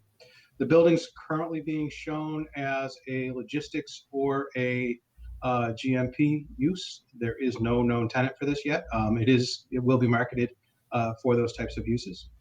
Same thing with building B. It's about 102,000 square feet. And again, we've got 78 parking spaces along this edge here, 30, I believe 31 or 32 loading bays on this edge for truck traffic. And then this area, we're kind of counting this as a flexible area, whether it's going to be trailer storage for the trucks, or it could also be converted just to car parking. If it's trailer storage, we get about 50 trailers in there. If it's car parking, we get roughly 150 automobiles in there. And again, that's really dependent on what the tenant ends up being for this building and what their needs are. The third building on this site is a 10,000 square foot building. This could be used for retail. It could be used for office. There's really flexible uses. We've included 52 parking spaces to go with that building as well. The project itself has many levels of permitting that we need to go through. Besides dealing with you folks, we recently initiated a planning board process to request a special permit for a campus master plan. Next month, we will be starting the site plan review on these buildings. And hopefully that will culminate in local approvals later on towards the early to midsummer. We will need to work with Mass DOT to have a driveway access permit in here. And for those of you that are very familiar with the history of this site, you'll recall that a full MEPA filing, including an ENF and an EIR certificate, was issued for this from Commonwealth of Massachusetts. We will have to go back to that for a notice of project change. So that's just some of the permitting that we'll do. As we get closer to construction, of course, there will be the NPDES construction general permit programs that we'll have to go through, as well as local building permits and trench permits and all those types of things that are associated with construction. To bring this into a little bit more detail, building A, what we're proposing is a direct access here off of South Street. We'll come into the parking lot here. No truck access would be allowed from here. All the truck access would take place from Hartford Turnpike, Route 20, and come across. The trucks that do come across would cross the wetland area here, come in, do their loading, unloading business here on this side of the building, and then proceed back out. I'll talk about this a little bit more. One of the features that we do have is we like to try to provide as close as we can to 360-degree access around these buildings, especially once they start getting up over 100,000 square feet. The local fire departments tend to appreciate that as well. But because this would not really be a driveway or an access drive or anything like that, what we would like to do on this backside is use a product called Grass Pave. It's basically plastic cellular material that allows you to put loam down in through it and then actually grow grass up through. That would still allow us to plow over the during the winter months and maintain this. But really, the idea of this is emergency access only through the back. Again, we'll talk a little bit more about this, but some of the other features that you can see on this particular view, we have a couple of open air infiltration and detention areas. We do have a rain garden, and then we'll talk quite a bit about our subsurface retention and infiltration systems. In and around this building, you can see some wetland resource areas that have been identified. And again, the shading that you see here is the 100-foot resource buffer. The building, for the most part, stays out of this area of the buffer. We do just start to get into it in this corner, as well as the buffer back up in here. These wetlands generally flow in this direction down through the project site. This area up here flows up towards the northwest. Just to flash the graphics a little bit and bring this a little more into focus on how the drainage system for this building works. We have the roof drains that are directed towards these collector pipes that come around this side. This blue area right here is a subsurface retention system that will overflow. This strip right here is a subsurface infiltration gallery. We have more subsurface infiltration. And this rain garden is designed with a couple of unique features. The flow into here will come in through turrets instead of traditional catch basins. Water will filter down through the rain garden itself, and then we have some what's called R tanks, and they're basically they look like big milk crates, if you will, that are underneath that. So after the water filters down through the rain garden, it'll go into those R tanks and be infiltrated in. All of these systems, of course, have overflows, and one of the unique features that we were able to do with this site is provide numerous different outlets to try to mimic as best we could the natural hydrology that occurs throughout this area. Very often on larger projects, you see one or two outlets that collect all the stormwater and just direct it into one area. And what happens is you end up forgetting about what used to feed some of these other natural resource areas, the natural runoff systems and the natural amount of flow. So what we've done here is we've tried to balance all of our various flow points to release about the same amount of runoff as far as the rate, and try to mimic the volume as best we can to the various design points. Again, there's really two design points on this site. One is up here to the northwest where we're really not doing any work. The other one is down to the southeast a little bit, just off this sheet, but I'll show you that in just a moment. And again, instead of trying to hold everything back, we're trying to release as much as we can without causing any harm, but to try to make sure that those natural resource areas are well supplied with clean runoff. Oops. Going to the south, Building B and Building C, again, coming up in off of Hartford Turnpike, will come up through with the trucks to access Building A, and they will also access Building B right along through here. Cars can either come down from the South Street side to get over into this area, or they can come right off Route 20 and pull in here as well. Building C is, I think it's fairly obvious. They'll come right off Route 20, pull into here and park. Again, as you can, if you take a look at the shading along through here, this corner of the building and this very corner are in the buffer. The rest of it is, the rest of our work in the buffer is, we have the edge of pavement here, edge of pavement up along here, and then the off grading to the parking areas. Stormwater for this is very similar, except we do not have a rain garden on this side, but we do utilize a subsurface retention system that leads into an underground infiltration system, a second underground infiltration system here. We are taking the clean roof runoff, directing it into this infiltration system and discharging. Any runoff that comes from any paved surface, whether it's these parking lots or these loading areas, first has to go through a water quality treatment. I believe on this project, in our plans, we're speccing a contact CDS unit, but as with most of these projects, the contractor will probably try to swap that out. They always tell us this other item might be cheaper, and we go through a long, lengthy process with them to make sure that they're at least getting the water quality flows and the sediment storage. So it's a variable system that they tend to use, but we do spec and maintain that there's a certain water quality volume and a certain water quality flow that has to be treated, as well as an amount of sediment storage that needs to be collected. Although we do not know the users of any of these buildings, we have considered this site and developed this site as a level in the stormwater management standards. What does that mean? Well, it means that instead of maintaining a water quality volume of 1/2 inch, we bump it up to maintain a water quality volume of 1 inch of runoff. In the event that that the end user of one of these buildings or both of these buildings is not the type of use that would be a level, well, the system's already in place, so it is what it is. So we thought we should take the more conservative approach, and instead of having to retrofit to increase the protection up to that level, let's just put that level right out there to begin with. I mentioned the grass pavers that we're using. This is just a precedent image of how that actually works. As you can see, it's a plastic mat that gets put down up on top of a gravel base. You start to put your soil structure in through, and then you can either sod, or you can, depending on what your construction timeframes are, you can wait for the grass to grow.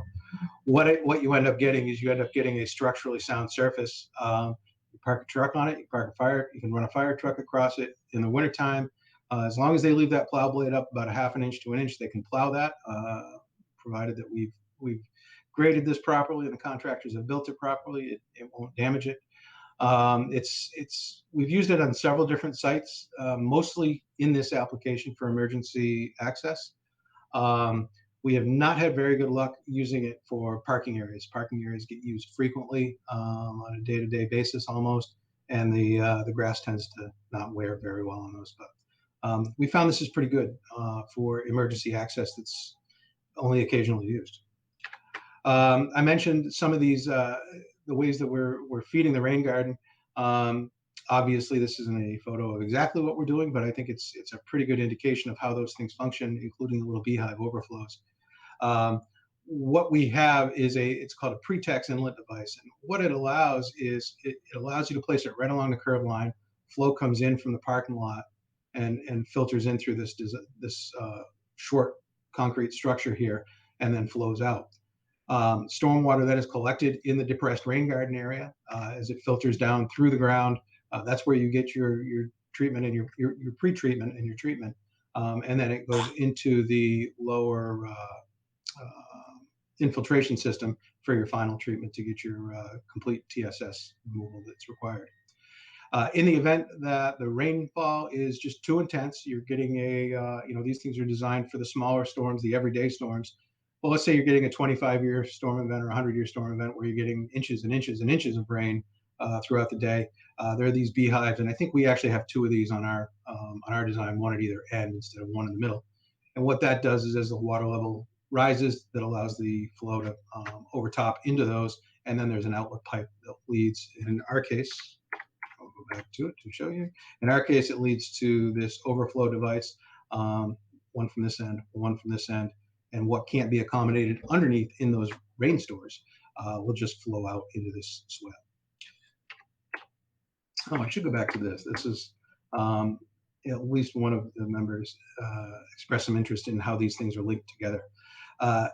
These systems up here, what happens is the roof runoff comes into this retention system, overflows into the underground infiltration. This underground infiltration can actually flow into this underground infiltration. Both of these would overflow and come out.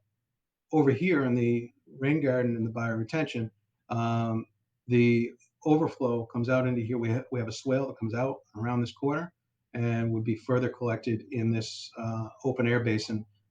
And that the only discharge on this is actually an overtop berm that will level spread or flow it back into the wetland area. So we do link a lot of these systems together.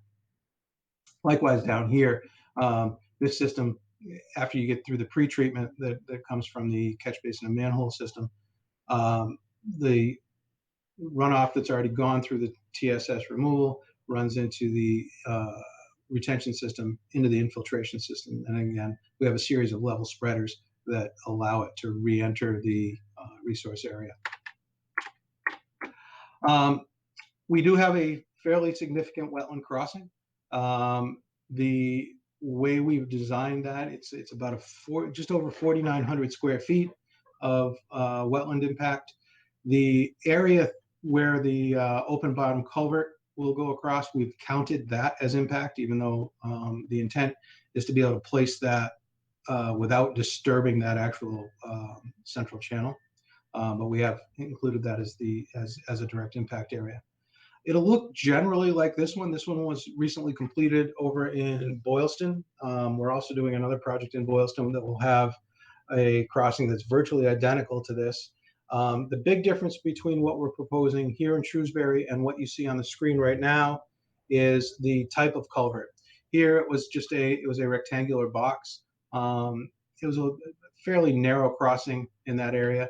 What we're proposing is actually it's another product name manufactured by Contec, and it's kind of a span. The reality is ours will look pretty much like this one over here, but this shows you they do several different types of spans, and really what these products are meant for is to bridge over an area of flow, whether it's a stream, a river, in this case a wetland, and allow you to actually drop that structure right on there once you've constructed your footings on either side. Again, it's a product we've used on a few projects in the past. When they're sequenced properly by the contractor, they're very, very successful because you literally pour a footing right there on that side, you pour a footing on the other side, and the structure is dropped down onto those footings in segments, and then you backfill over the top of it. The crossing itself, where the roadway is, will be anywhere between 18 and 22 feet above that wetland area. Again, that's why I wanted to include this picture in my presentation, just so you could kind of get a visual indication of what that would look like. It is a fairly significant wall. This wall here is I believe it's 26 feet at this point. So we won't be quite that high, but we will be about where my cursor is pointing right now. So it will be a fairly significant crossing. And here's a little bit more detail for you on where that takes place. We have selected a replication area that is just over 10,000 square feet. I think our ratio here is about 2.1 to 1 total. This replication area is it's actually fairly conveniently located to where the crossing itself is. It's about 150 to 200 feet away. Exact same elevation, obviously, in the exact same flow regime. And there is a man-made pond that sits right there as well. So we will be right on the edge of that. And we will be providing a fairly dense layer of shrubs and trees in there. There's details in the plan set, but I believe we're on the order of 29 trees and 80, forgive me for not remembering the number. I think it's about 85 shrubs in that area. Performance standards. So there are several performance standards that we need to meet with the replication area. These next couple of slides are really just echoes of some of the things that are in our notice of intent package. I will run through them extraordinarily quick, and then we can ask questions and talk about other things that you feel you need to talk about. So the surface area, the surface of the replacement area to be created shall equal that of the area that will be lost. Again, 4,932 square feet of impact, 10,340 square feet of replacement, 2.1 to 1 ratio. I believe we've met that standard. The groundwater and surface elevation of the replacement area shall be approximately equal to that of the lost area. They're in such close proximity. The 500 contour runs right through both of those areas. So we are at the exact same elevation. So it's not even approximately equal. It is dead equal as you go through there. The overall horizontal configuration and location of the replacement area with respect to the bank shall be similar to that of the lost area. Again, very closely adjacent to it, and we are within the same flow path segment. The replacement area shall have an unrestricted hydraulic connection to the same water body or waterway associated with the lost area. Really, again, we are very close to it. The replacement area shall be located within the same general area of the water body or waterway. A little bit of a redundant requirement, but in this case, it applies. At least 75% of the surface of the replacement area shall be reestablished with indigenous wetland plant species within 2 growing seasons and prior to said vegetated reestablishment. And exposed soil in replacement areas shall be temporarily stabilized to prevent erosion in accordance with standard USCS measures. So as I mentioned, we're looking at placing 29 trees and 81 shrubs, all of those will be indigenous species within that area. And we do have a monitoring requirement on our plans to be monitored for 3 years. And that is not 3 years from end of construction. That's 3 growing seasons is how that's measured. So 3 growing seasons, we have to make sure that that system is functioning. And finally, the replacement area shall be provided in such a manner which is consistent with all other general performance standards for each resource area. And again, that just echoes the standards above. We also summarize the 8 interests of the Wetlands Protection Act. Again, this is in the package. I'm not going to go through each and every one of those. So at this point, I think what I'd like to do is see if there's any questions or comments that the board may have. Martha. We'll stop sharing for a moment so I can see your faces. Great, thank you. I've seen the grass pave used for pedestrian access to permit people who use wheelchairs, for example, going over grassy surfaces. I haven't seen it used for vehicular applications, so that's interesting. I was wondering about snow storage. Do you have that? Are you at the point where you've got that figured into the plan yet? Let's see. I'm going to try to, I've got a 62-page plan set on my computer that I'm flipping through trying to get to the right page here. So we did figure some snow storage areas throughout the site. Matt, do you know which sheet that is off the top of your head? Go to page 18, Todd. Thank you, sir.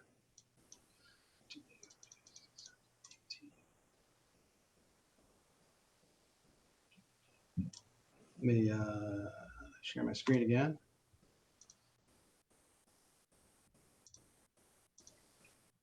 There we go. There's no snow storage on that map.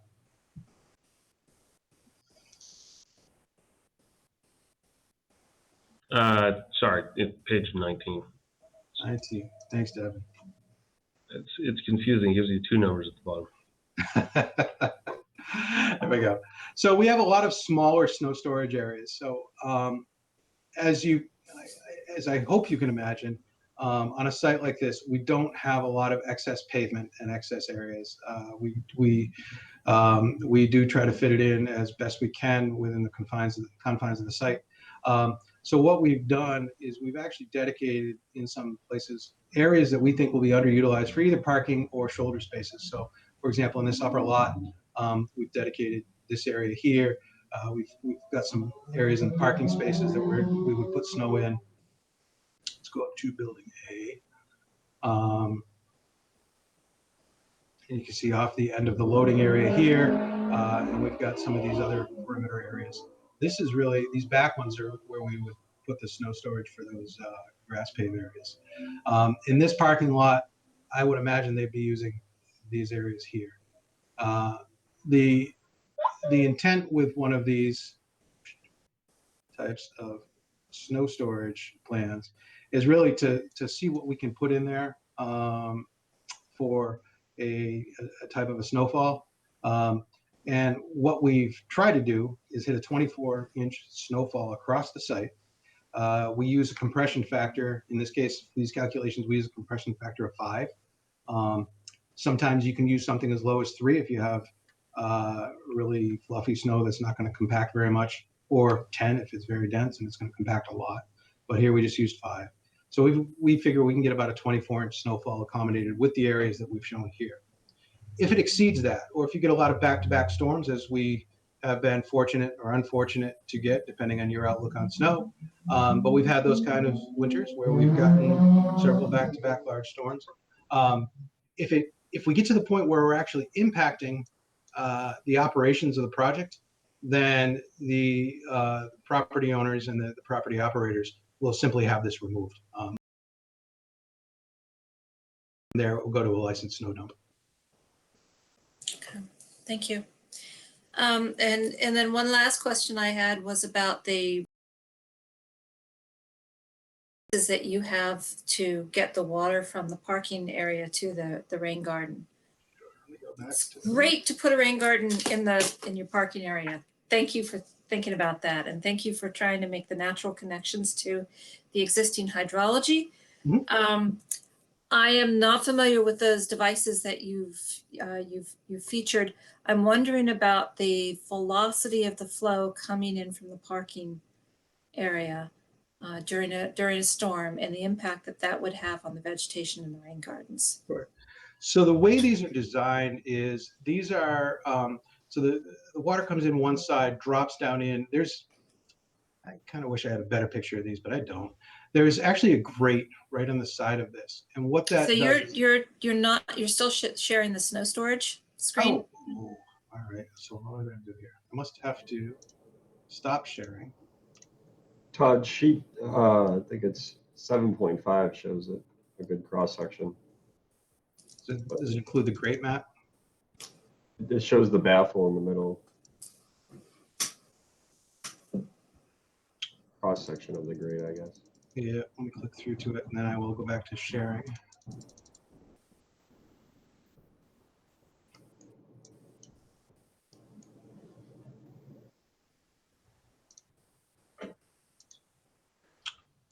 Present a window. How's that? So here's a detail of how it works. Like I said, the runoff comes in here, drops down in, and then on the back side of it, and this would be the rain garden side over to the right of this detail. You can see there's two baffles in here. So really, only in very, very high flow situations would this ever go straight across. Really, the path for the runoff to go is drops down in, this fills up. When it overtops this baffle, it then comes out through the grate right here, which all helps it diffuse as it's coming out into the rain garden. This would be a head-on. This is more of a head-on view of it. If you were in the rain garden looking back, so you have your grate down here. This is really more of a trash baffle up on top to keep debris from blowing back into it. And like I said, this here is kind of a cross-section view of how that would work. Great, thank you. I'm all set. Okay, Jason. Great presentation. No comments or questions at this time. Bob. All set for now, thank you. Ken's recusing himself. Brad? I'm all set for right now, Mr. Chairman. I have been plugging away at the application. I still need to complete the review. I don't want to take up more time this evening, but the applicants will be hearing some comments from me eventually. Okay. Does anyone from the public have any questions or comments on this hearing? Yes, David Singer, 400 South Street in Shrewsbury. I don't necessarily know if this is the end of your presentation for the evening here, but I also wanted to note, and I had contacted Brad Stone, the number posted for tonight's meeting was actually incorrect. It was posted as 257 and it's 527 to dial in, so that might be why some folks haven't called in tonight or might not call into this meeting. But I just wanted to comment. I live on the southeast portion. I called into the meeting on the planning board the other night, and just as far as drainage and things like that, in comparison to the Bowler report seemed to have everything draining into the central wetlands area, which kind of drains into my property. You guys seem to have it spread out. Everything you kind of talk about sounds good. I'm really interested also in the Bowler plan. Their cul-de-sac driveway and all their build-outs just kind of really decimated the land and rebuilds and walls and retaining walls and things like that. So looking at your plan, it doesn't seem to be as brutal to the land, and just kind of wondered what kind of plans, what kind of alterations to the landscape, building the parking lots, the buildings and things like that might Let's see. I think I generally understand. So you just want to know how are we going to do this? Let me go to Yeah, overall it just plan that seemed shows like the grade. everything. I'm sorry. Go ahead. I'm going to go to a grading plan. I think that maybe provides a little bit better overview. And I'll reshare my screen in just a moment once I get that plan. Yeah, and I'm online. This runs through Media Connect is about 30 seconds or so behind. So what we're talking here on my phone call-in lags on what I can actually see, but I'm really familiar with the properties, and things like that. I've got your site plan, and the old Bowler site plan is kind of lodged in my head. I recall we the called that conversation. road the road to nowhere. Yeah. Yeah. I recall your thoughts on when we were presenting the campus plan. So. Right, exactly. Yeah, and again, I want to say based on the prior plan, this plan, obviously as the abutters with what I call a naked view, onto this property, would obviously love never to see anything happen there. But this plan makes an awful lot of sense. Listening to, again, distribution of water, I'm not schooled in that or anything, but it just sounds like there's a lot more thought put into this process. Obviously, the wetlands crossing is a major concern, not just for snow storage, but snow plowing. As to in winter plowing, how much of that snow when they plow the crossing is going to, cross over and fall over the edges and into the wetlands area. I'm concerned about auto emissions and truck emissions that are going to be put into a wetlands and ecologically sensitive area that hasn't been there before, so the impact that would have on the wildlife.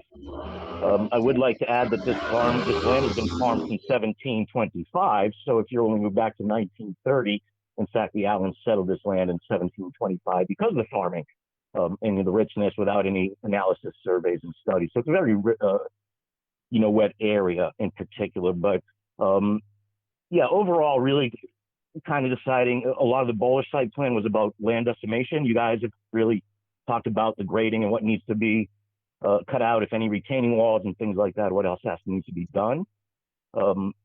While I'm here, one of the points I made in the planning board campus plan also, which I don't know if it matters here in regards to the building, if we can get the exteriors painted either a forest green or a pine green, so in winter they kind of maybe blend in a little bit with the background, the surroundings. Shrewsbury Lumber did this to the back of their building. I abut Shrewsbury Lumber. They are very kind of unvisual in winter when the leaves are down, and now that they're out, I can't even see them. They just kind of blend in. So if color is discussable, a good blend in color would be great for the exteriors as well. It seems like an awful lot of loading docks. Again, I live down on the southeast portion of what you would view as Building B, and looking at the end of the loading dock. So just wondered how many you might necessarily need, and if the furthest southeast portion would be the lightest probably use, knowing that there aren't any tenants even signed. So hopefully the 30-second lag has kicked into effect a little bit, and you can see the drawing that I have on the screen now. So your property is right here, right? I believe we have it correctly, Sean. Is it this one here, well, or again, is it coming this one down right here? through, it'll be a minute before you say here, but we're kind of on the very southeast border of your property on South Street. Okay. Yep. I think I got the real Singer. Yeah, Singer. There it is. Right. Exactly. Perfect. Okay. So what we've tried to do is on these perimeters coming around all the various building and parking and support areas, is we've tried to have a soft buffer around there. We do recognize that one of the main issues with some of the prior work and prior studies and proposals that may have been done on this was an extensive amount of retaining walls. I'm not going to tell you that we don't have any retaining walls, because we do. If you were online when I went through the wetland crossing, you saw we will have a large retaining wall going through there on both sides of that road. So it'd be very disingenuous of me to tell you I've got no retaining walls.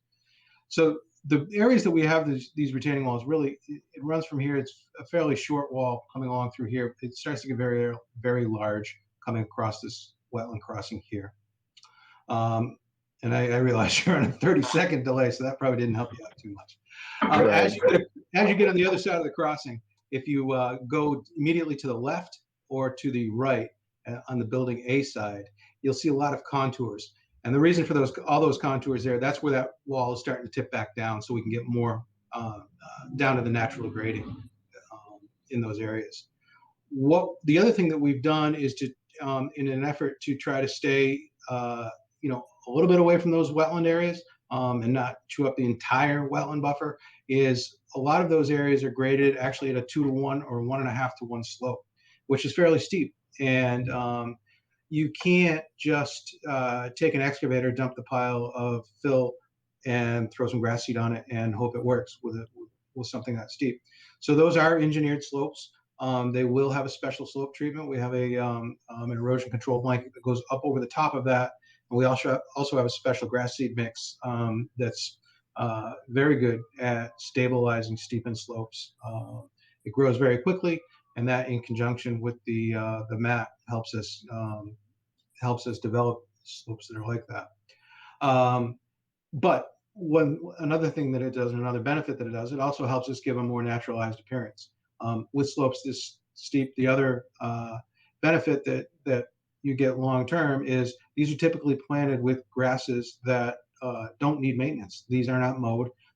You will not see manicured lawns along these edges. Over time, they revert back to a natural surface. If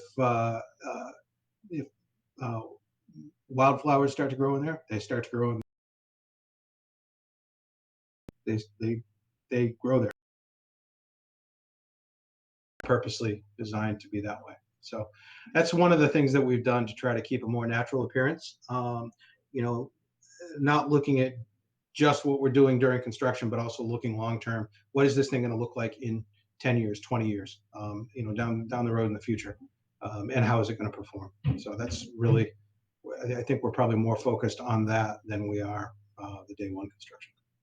Yeah, no, and I sit there, I look at projects like this, and again, being here for 30 years, anybody that's been in town long enough and remembers when Tufts used to put cows out there. So I've certainly seen what happens when land gets left, unalone and left unattended and things like that. So, but I also feel, hopefully, it's also the type of project that, and I have no intention of ever moving from this place. I'm 55. I hope to die in this town and where I'm at right now. But it's also, I believe, the type of project that down the road, if you were a new homeowner and you were moving into this property that you didn't live into for 30 years, I feel as an abutter, this is actually an attractive, well thought out plan.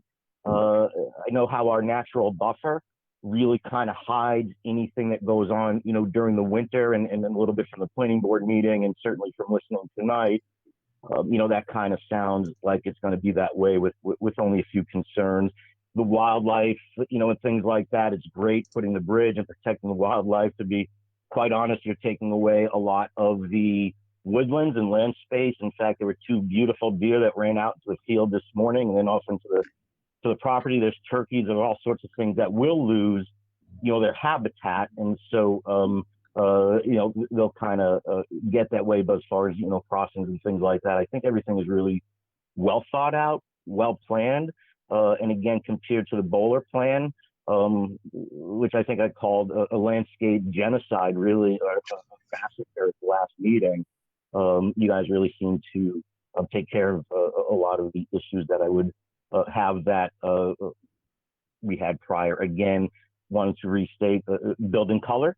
If it's something that's debatable, it really does make a big difference, especially in the winter time. Other than that, I realize this is first meeting and things like that, and I appreciate your time. All right, David. Is there anyone Thank you. else in the public that has any questions or comments on this hearing? All right, I'm not hearing anybody. So Todd, would you be willing to request the continuation? Mr. Chairman, at this point, I'd like to request continuation to the next available meeting. All right, this hearing will be continued until our next meeting, which is next month, June 15th. Thank you, guys. Thank you very much. You're welcome. Have a wonderful evening, everybody. You too. Martha. Notice is hereby given in accordance with the provisions of General Laws, Chapter 131, Section 40, that Orlando Silva, 191 North Quinsigamond Avenue, Shrewsbury, has filed a request for determination of applicability for the removal of trees at 191 North Quinsigamond Avenue. A public meeting will be held on the above notice at 7 p.m. on Tuesday evening, May 18, 2021. Okay, do we have a representative tonight? I'm not hearing anyone. Brad, do you want to fill us in a little bit on this one? Right, so we have an application for tree removal on this property.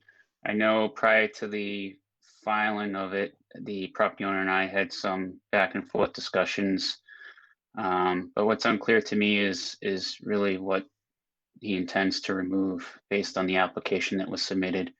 You may recall at the last meeting there was an issue with the legal ad, so we re-advertised it to correct that. And after the last meeting, I did also email the applicant requesting more information with respect to the trees that he'd like to remove. So I have not received anything yet. All right, so why don't we continue this? We've opened it till our next meeting, which is June 15th. Okay, Martha, next one.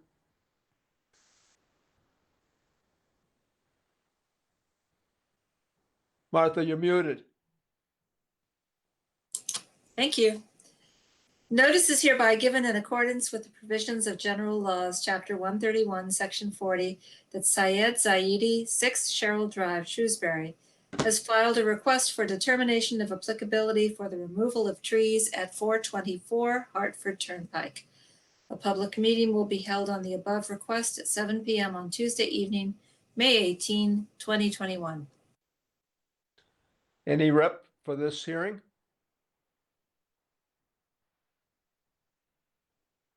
All right, Brad. I think we're faced with a similar situation as the one before. All right, let me just share my screen quickly, if I may, as well. Can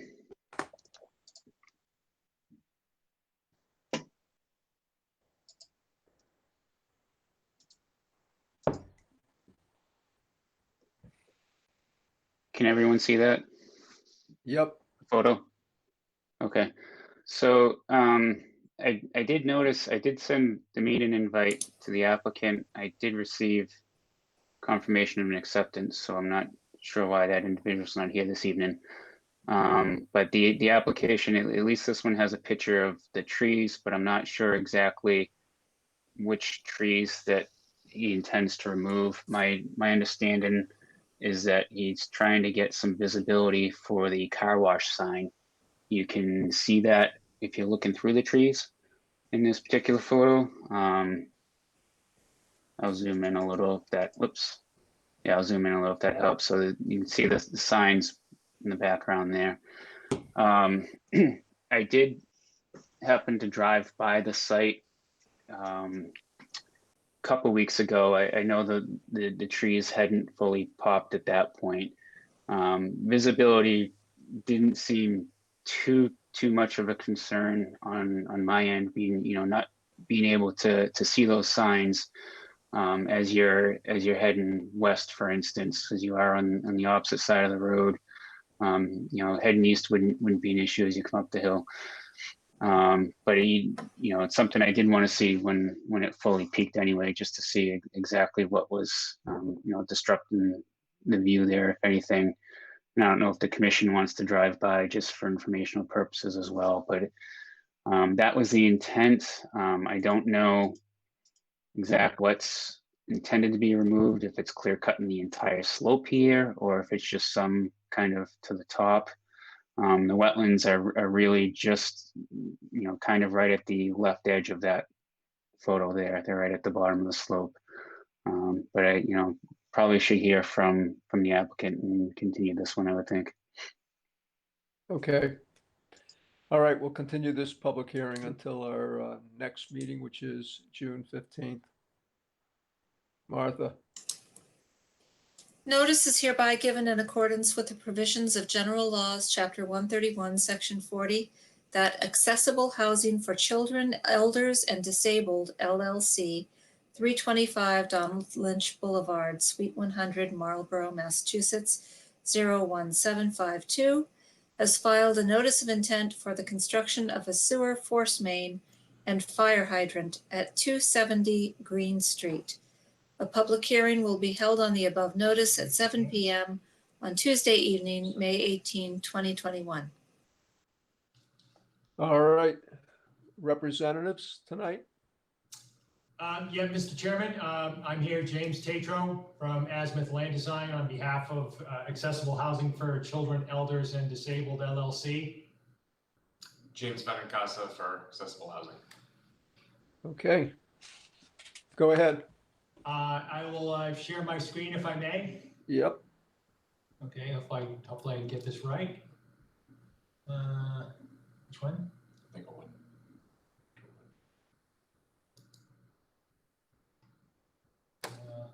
Let's do this. Go back. Yeah, you go back to the other screen. Do it. Sorry, we're trying to get this squared away. So which one did I?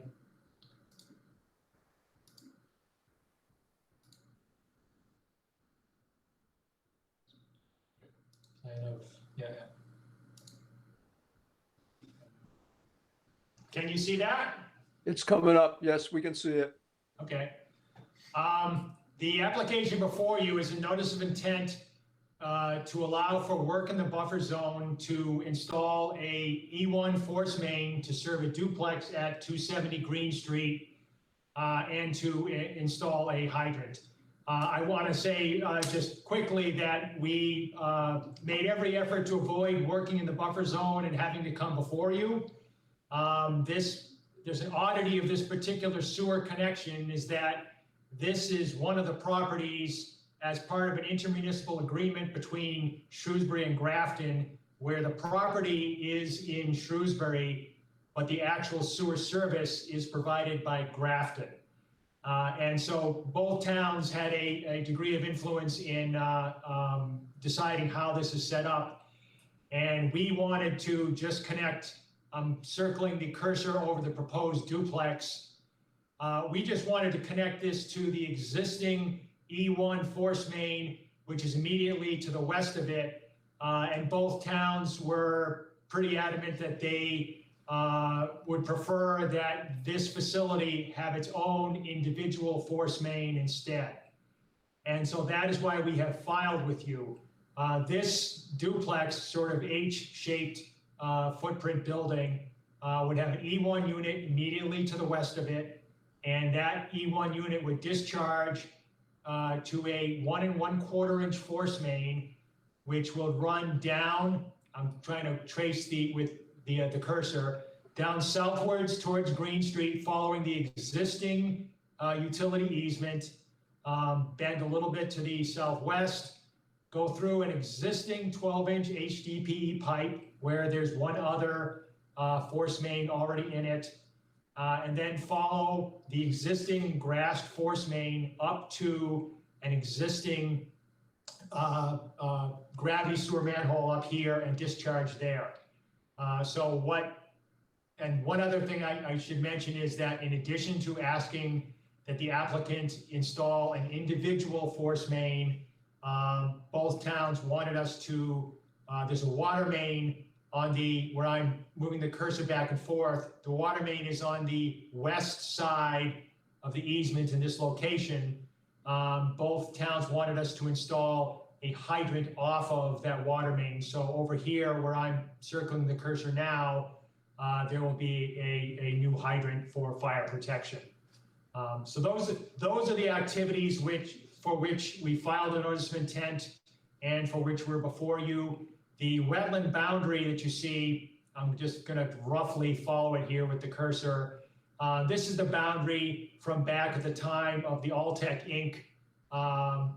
Notice of intent for the property to the north of this. This is the wetland area. I'm running the cursor in the middle of it. That is below the pond. You can see the label here. This is the existing pond.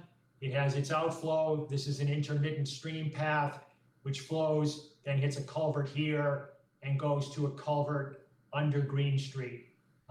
As I say, right now in this utility easement where I'm tracing the cursor back and forth, on the west side, there's a water main. Towards the middle there, there's I believe that's where the, let me make sure I get it right. No, excuse me, to the middle is the existing 1.5 inch sewer force main that serves a couple of properties in the subdivision.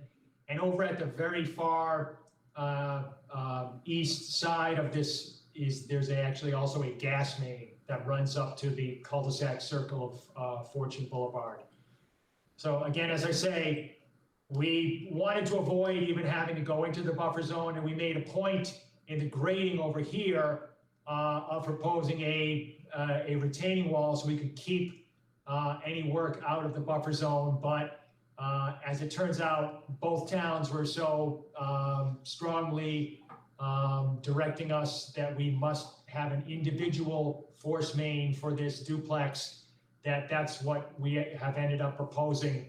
And again, it would run approximately 650 feet is the total length through an existing, as I say, an existing utility easement, all of which we're not going to cut a single tree for this proposed work. It's all a grassed existing utility easement that we're just going to run that new force main 2.5 feet to the side of the existing one up to a sewer manhole over here and discharge. And again, the only other piece of work is running a water connection to a new hydrant over here just off of off of Green Street, just to the side of pole number 57 if you were looking out, driving by.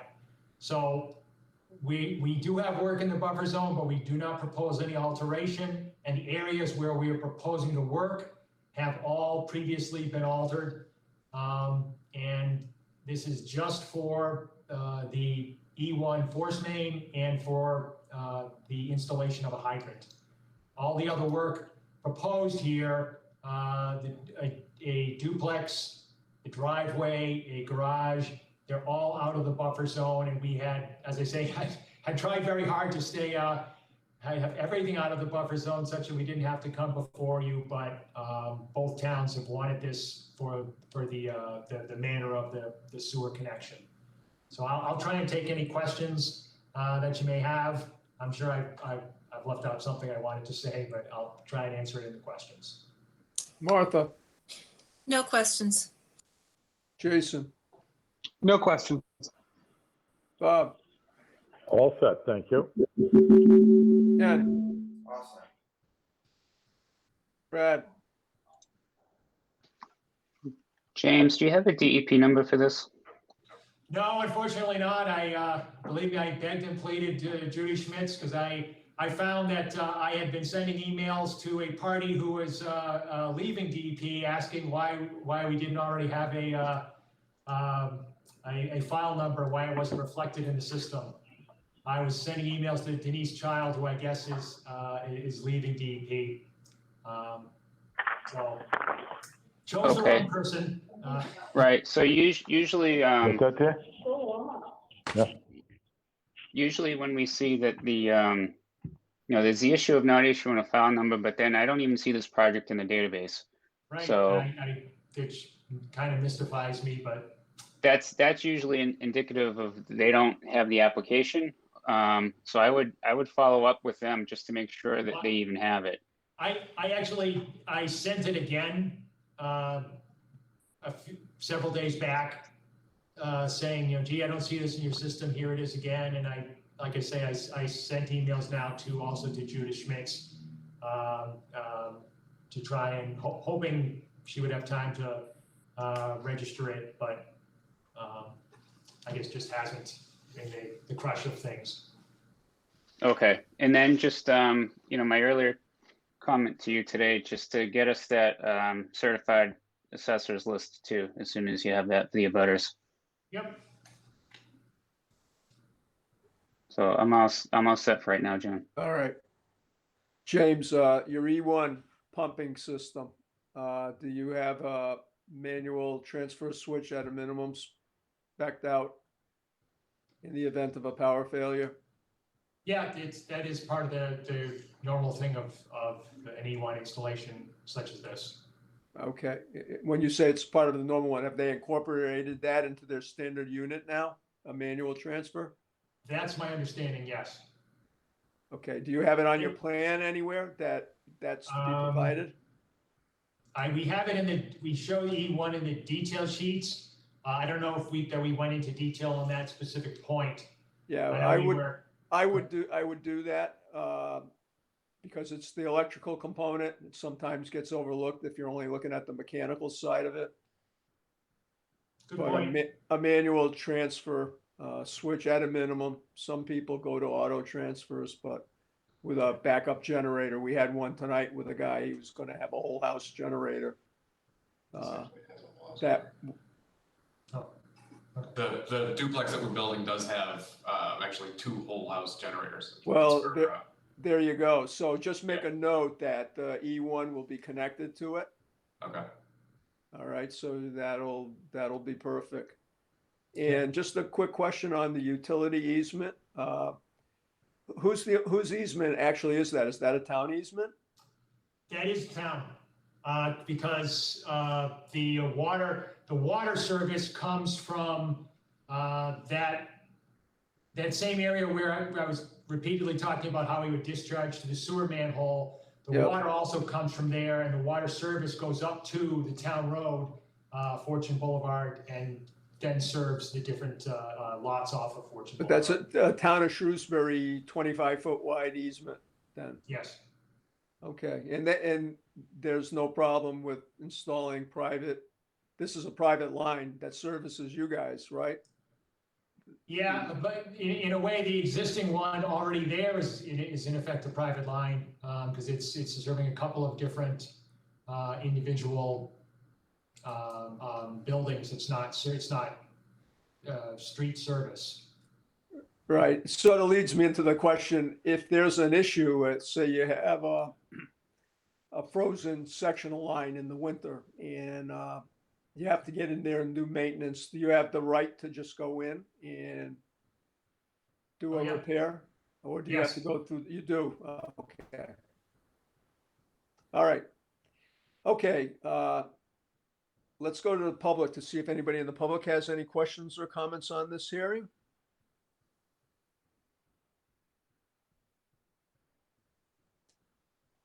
All right, I'm not hearing any.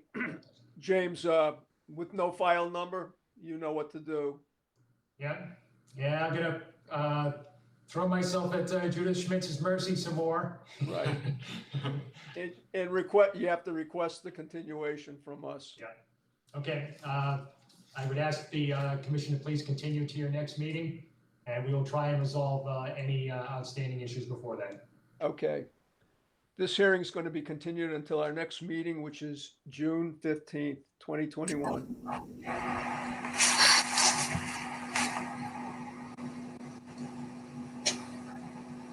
Okay. All right, we'll see you next month. Thank you. You're welcome.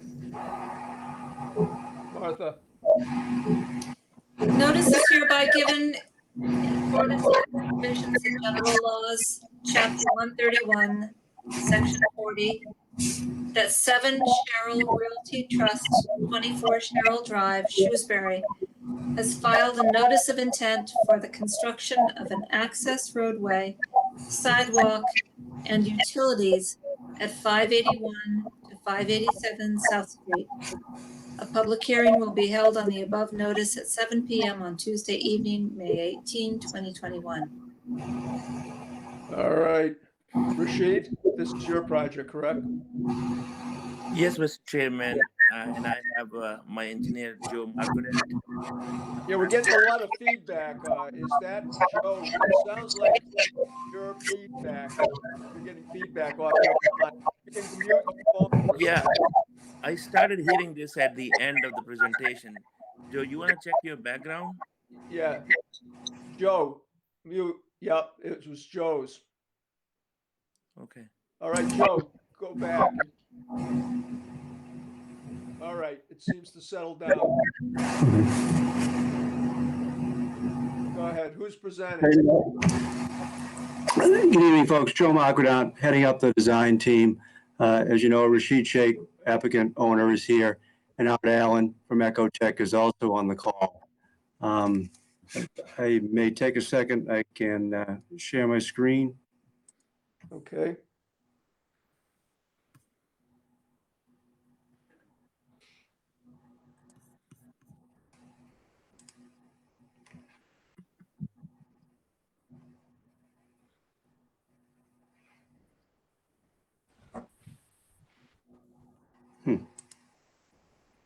Yeah.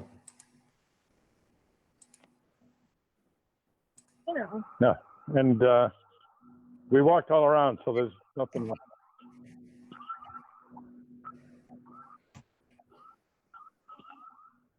You see that? Yes. Okay. What we have here is a 6-acre parcel, several on the easterly side of South Street. What's that?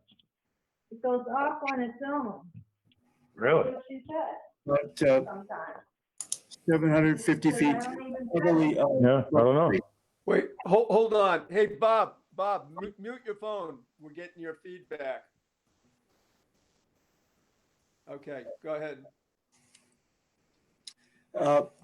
The parcels were created on a plan in May of 2015 and acquired by Mr. Sheikh in August and November of 2018 from Francis Zaretti and Shrewsbury Vineyard. The project is a mixture of woodlands, wetlands, and meadows. We're moderately, here we are again for orientation, South Street is on the left-hand side of the page. We are moderately to steeply sloped from South Street northeasterly down to the low point here, and then from the field on the other side of the BVW westerly down to the low point. That is the wetlands on the site. Art Allen from Ecotech in April of 2020 redelineated the resource areas through there. There's an intermittent stream that flows northwesterly to southeasterly and a bordering vegetative wetlands associated with that. There is now currently an existing stream crossing over the wetlands, a segmented block wall with a plastic pipe that connects those two reaches of the wetlands right in this location here. What we are proposing is a 9-lot single-family residential subdivision. A short cul-de-sac, 600-foot long, that you see here, curvilinear in nature, that will access the 9 home sites. 50-foot wide right-of-way, 22-foot of traveled way. Their turnaround up in here at the top, a sidewalk for residents to use.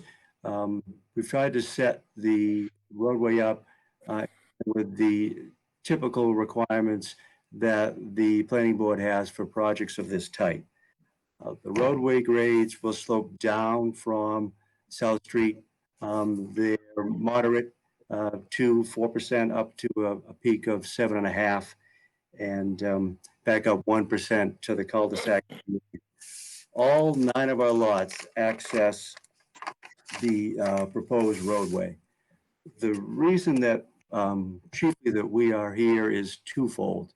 We have the existing crossing, which is in an inconvenient location and not something we feel meets the stream crossing guidelines.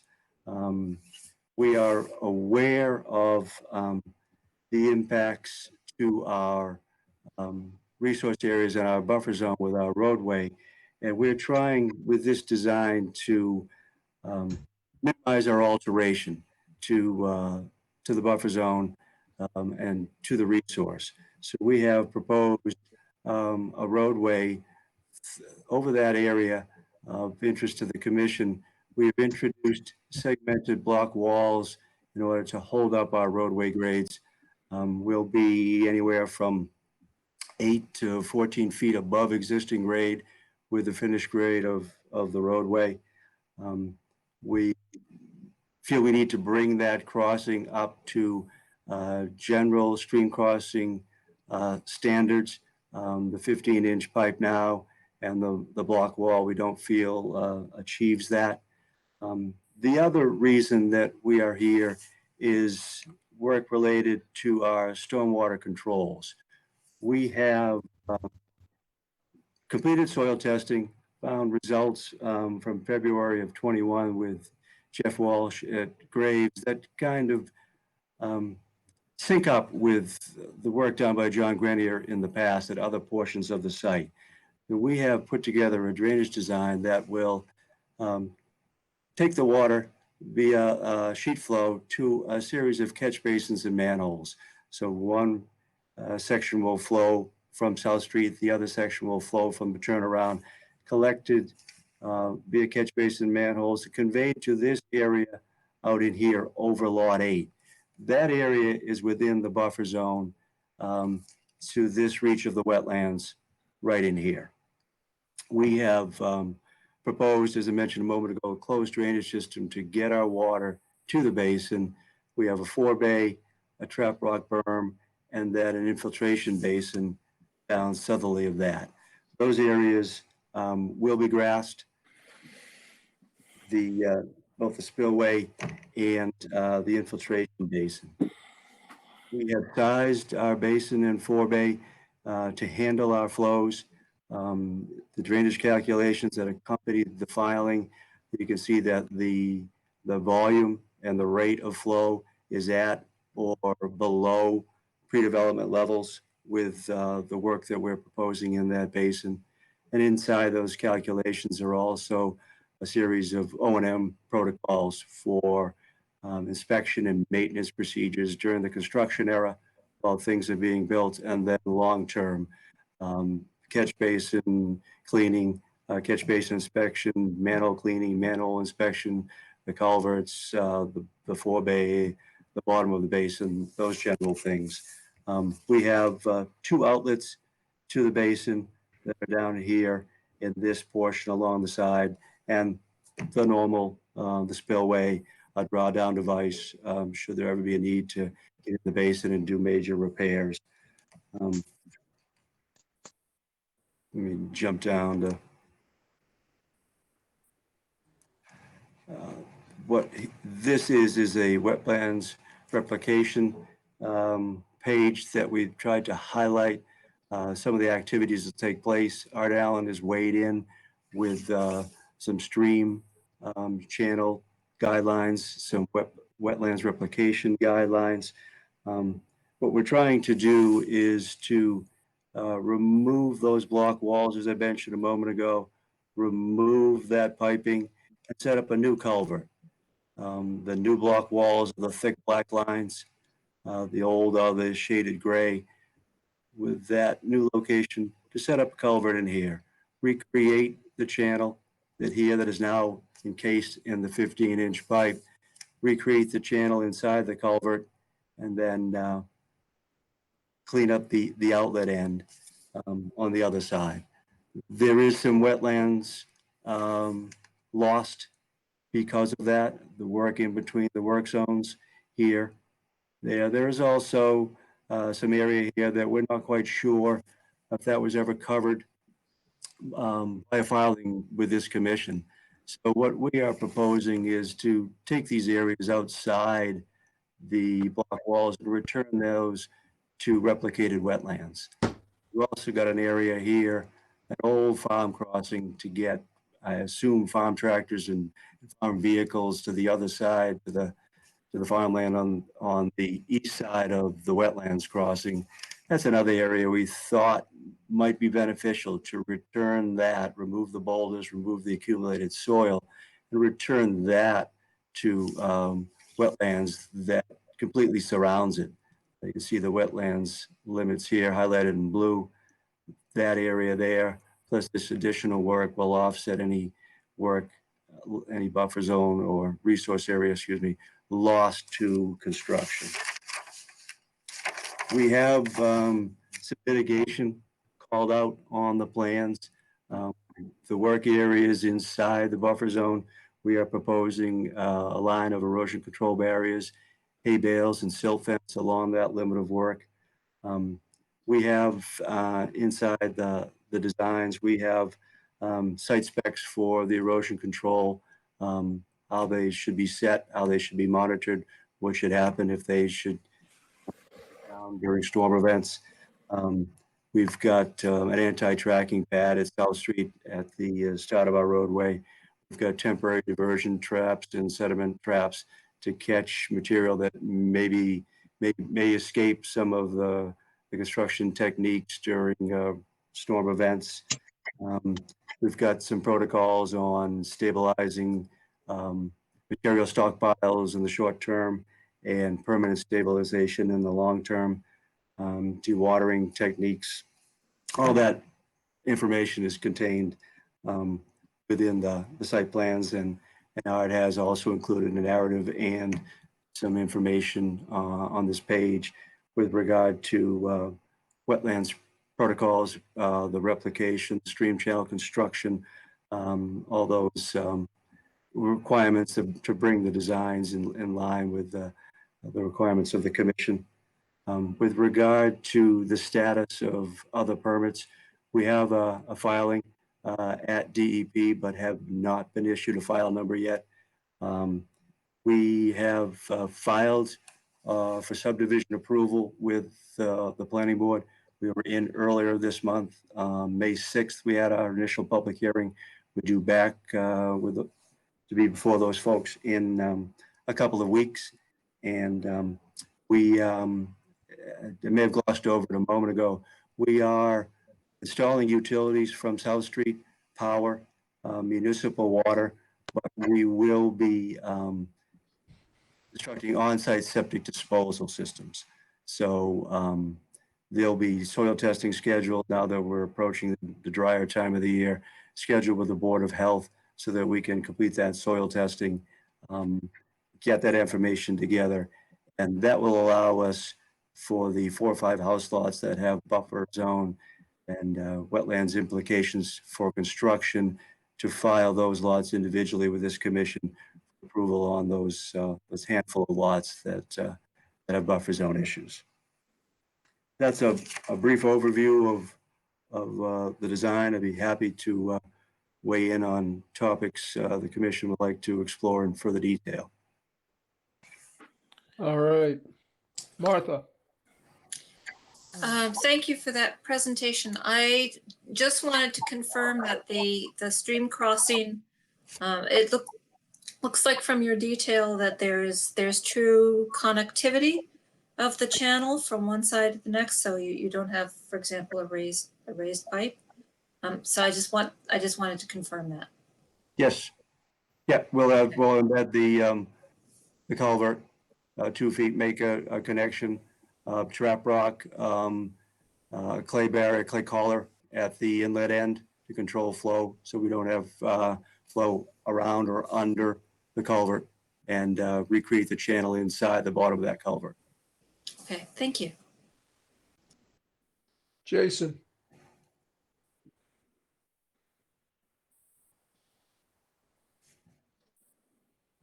Jason. I think he's muted. Jason, you're muted. Thank you. No comments. Okay. Bob. All set for me, thank you. Ken. All set. Brad. Thanks, John. Haven't completed the review of this. I didn't want to get too far into it as well without reviewing some things with the commission first. Few quick points. Same scenario as a lot of our projects. This one does not have a file number yet that I can see. Also, I would like to walk the site and look at the crossing area a little bit in more detail if the commission chooses as well. I haven't done a site walk out there since the last time the commission has seen filings for this particular area, which is going to lead me into what I want to talk about with the history, kind of refresh the commission's memory there. So one of the concerns that I have is whether or not this particular application meets the limited project criteria as it's filed under, as listed in the notice of intent. So let me share with you one of our record drawings just so you can see the history before I get into that.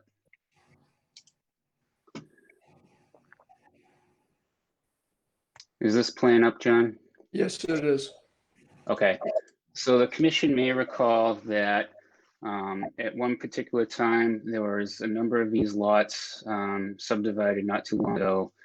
And this general crossing area, vicinity of the proposed roadway tonight, showed using the existing crossing that was there while building up some of the retaining features without impacting additional wetlands there at the time. And this would serve the two, essentially the hammerhead or pork chop lots back there. So let me share another screen as well.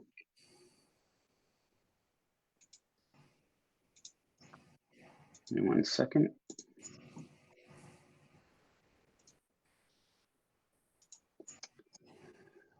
So this kind of shows the outline of the lots on our GIS. So at one particular time, if you can follow, actually I can, so there's essentially 11 lots within this area here that were split up, and these are the two hammerhead or pork lots that I'm referencing. That plan that was on record with the commission when order of conditions was issued in 2015 to access these two lots here.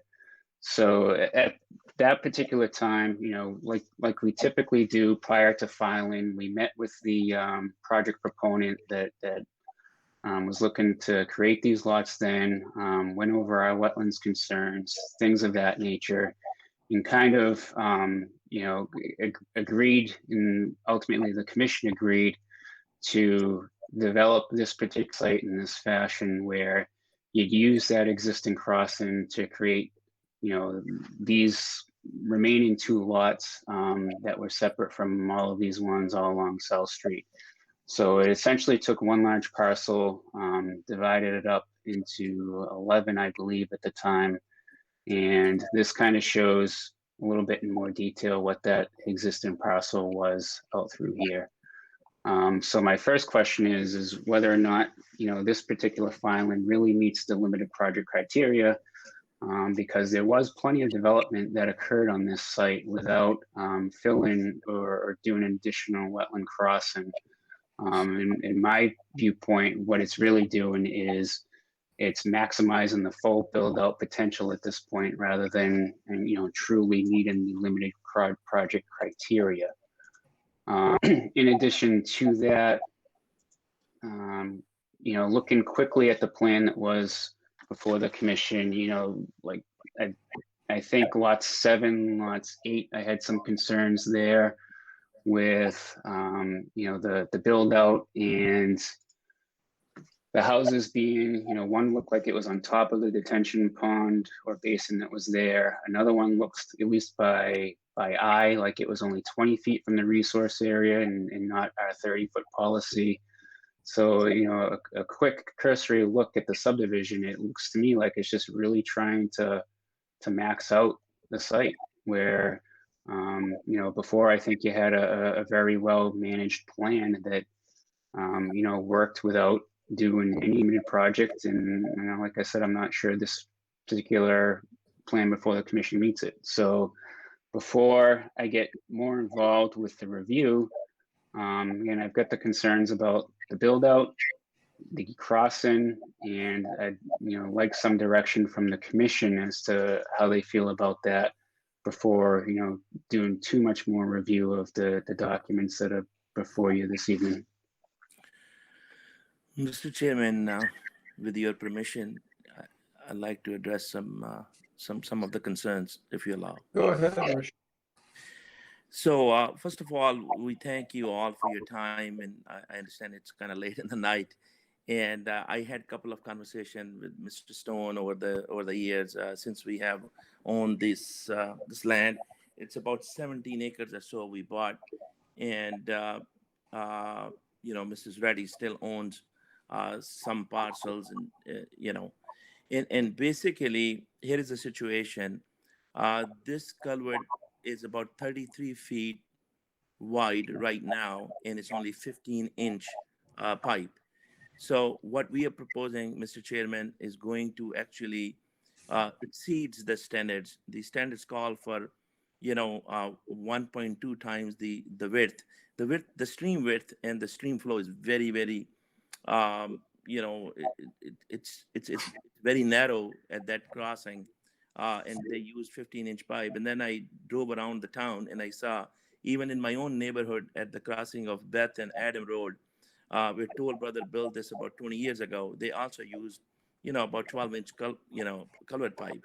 What we are going here is from 15-inch pipe to somewhere around, 72-inch span, and well exceeding the standards to, and then also to get the rights of about, 5-6 feet, so that you have a very good animal crossing in this very small stream. Secondly, so right now, if you really go out there, and we welcome a visit, that basically this, small pipe is not really encouraging the flow right. So it really needs to be improved.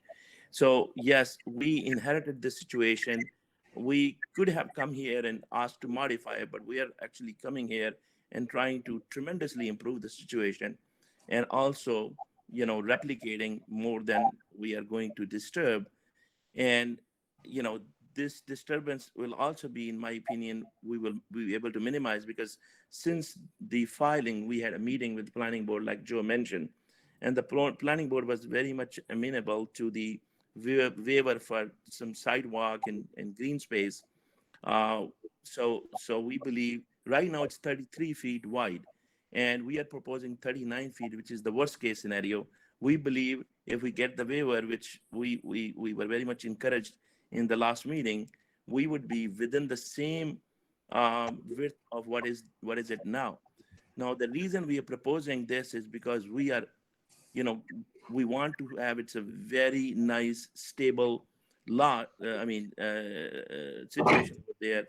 And we could come and propose, trying to use the current culvert, but that wouldn't really, in our opinion, suffice for and provide the right habitat and right crossing.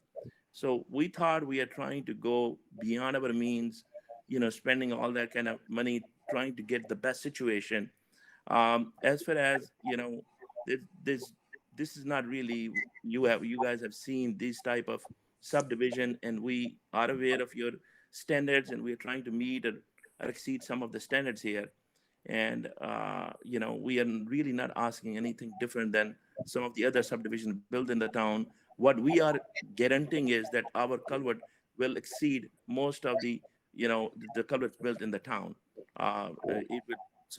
And also we have Arthur here, and I'd like to get your permission to have Arthur speak on our application strategy, which we believe is, going to further stabilize and provide a good habitat. Sure, just briefly, Art Allen from Ecotech. Did the resource area delineation, helped with the design of the replication and restoration. So yeah, so I would agree with Rashid, where, upgrading the crossing to stream crossing standards is clearly a substandard. What was designed and built out there. We're gonna restore the footprint of the existing crossing that's outside of what we're proposing. We're also gonna take out that old farm crossing upstream, do some additional replication up there. So we believe we've, more than adequately will mitigate for, the existing impacts and then, what's proposed. And as Rashid said, we're looking at to actually reduce, the crossing width and bring down the numbers even more. Obviously, we can't close tonight. We're still looking at some project modifications and need to pursue the DEP file number, but we wanted to get it in front of the commission and start the discussion. Thank you. All right, well, we need to take a look at the plans a little closer, and we can't close because of the file number anyhow. So we'll take all that into consideration. And we'll see you next month. Mr. Chairman, we definitely appreciate it. And, between the planning board and the conservation commission, these are two independent boards, but they always look for each other's input. Right. And last 2 weeks ago, when we were in front of the planning board, we had a very clear, matter of fact, one of the board member made a comment that why don't you ask waiver for the sidewalk and some of the green space. And so I just want to summarize that the current width is 33 feet. We were here in front of you at 39 feet. We believe if we get the waiver, we would be actually somewhere around 32 feet. Yeah. So, and our culvert going from 15-inch to 60 to 72-inch. Right. So, all right. No, yeah. we hear you on that, Rashid, but I mean, some of Brad's comments too, like I think on lot 8 where you had your detention pond, you don't even have 10 feet clear around the entire pond for maintenance purposes. Typically, that's what we like to see. You had it on one side, but then you were pushing up against the house on, I think, number 8, because you were so tight to it, you weren't able to provide that 10 foot. So there are certain things you got to look at on your end too, Yes. in the interim. Yes, Mr. So- Chairman, and actually, we absolutely appreciate this feedback. That's the reason Okay. we're here today. We're not here to close anything. No, We're I here know. for your feedback so we can improve those things. And that's where I was alluding to.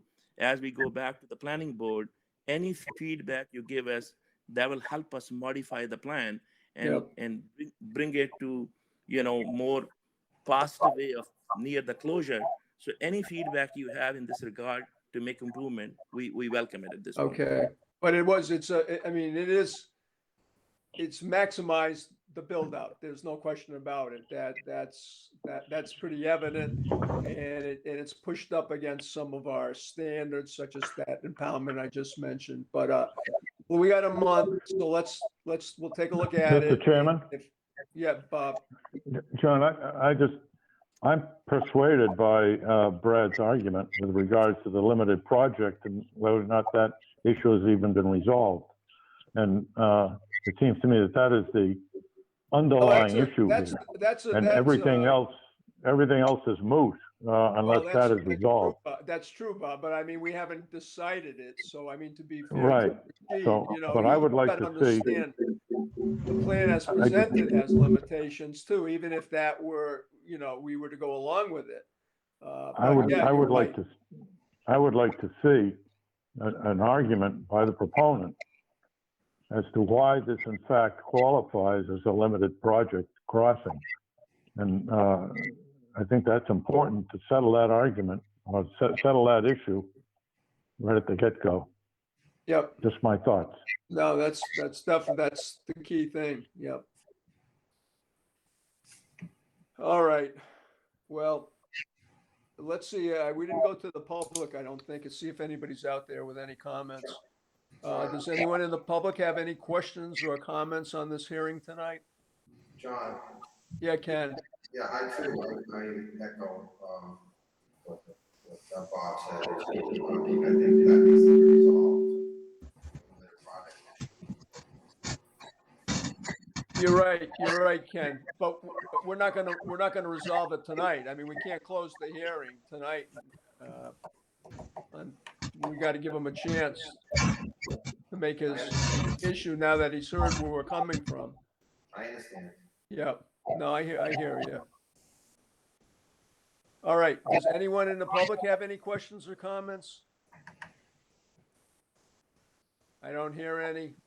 Rashid, would you please ask for a continuation? Sure, we respectfully ask the board to continue the hearing to the next month. All right, this hearing's continued until our next hearing, which is June 15th, 2021. We thank All you. right, thank you, guys. Thank you. Thank you. Yep. Okay, that takes care of our hearings. Let's go on. We didn't close too many tonight. So discuss and sign orders of conditions and determinations of applicability. Mr. Chairman, I would move that we issue a order of conditions to Icy Dicey's for backyard hardscape and landscaping at 23 Shirley Road. Okay, do we have a second? Second. Okay, And roll Mr. call. Chairman, Mr. Chairman, I'd like to add a condition, if I can, that the pavers specified to the rear of the property be porous pavers. Okay, Brad, is there some kind of standard for that you have? No, there's different products out there. Okay. So Well, they, I whatever mean, is that what they're called, just porous pavers? Permeable pavers, I believe. Okay. Well, whatever the appropriate terminology is, Brad. Okay. I'd like to include that. all right, that sounds good. And Ken, Can I add a modification ahead. to that? Or the equivalent installation that permits permeability? well, you know what, that's gonna be, Martha, that's gonna be what he's proposed tonight. This, he's setting them in sand, and he's claiming that's the infiltration component. Yeah, So just, you're not gonna get the porous pavers with that. you can, I'm only trying to be a little bit more flexible, because sometimes it's difficult to find the permeable pavers, but if you space them further apart, it does the same thing equivalently, because you're creating more sand space. But we don't have to do that. All right, how do we want to leave it? You want to give them the option and go either way, or? But I just fear without us being more specific, we're gonna get the bricks set right in stand with a 1/2-inch joint, It seems to me, Mr. Chairman, given this, if it's a condition of the order, Yep. they'll have plenty of lead time to order it, even though they may have to wait a couple months. If you want Okay. permeable pavers, I mean, let's go for him. If he has a problem, he can come back. We could amend the order if that becomes a real sticking point. All right. So how do you want to leave it, Bob? Permeable pavers? And, Yes. was that the only condition? That was it. Substitution of the Causa dogwood. Oh, that's Substitution of a native dogwood instead of the Causa. Correct. And did we get a Or second? even generally as native species wherever possible too. Yeah. Ken, did we get a second out of you? Okay. Roll call. Martha? Aye. Jason? Aye. Bob? Aye. Ken? Aye. And John? Aye. And that's it, Bob. That's it. We No, that's voted it, on the John. withdrawal, so we didn't close anything else.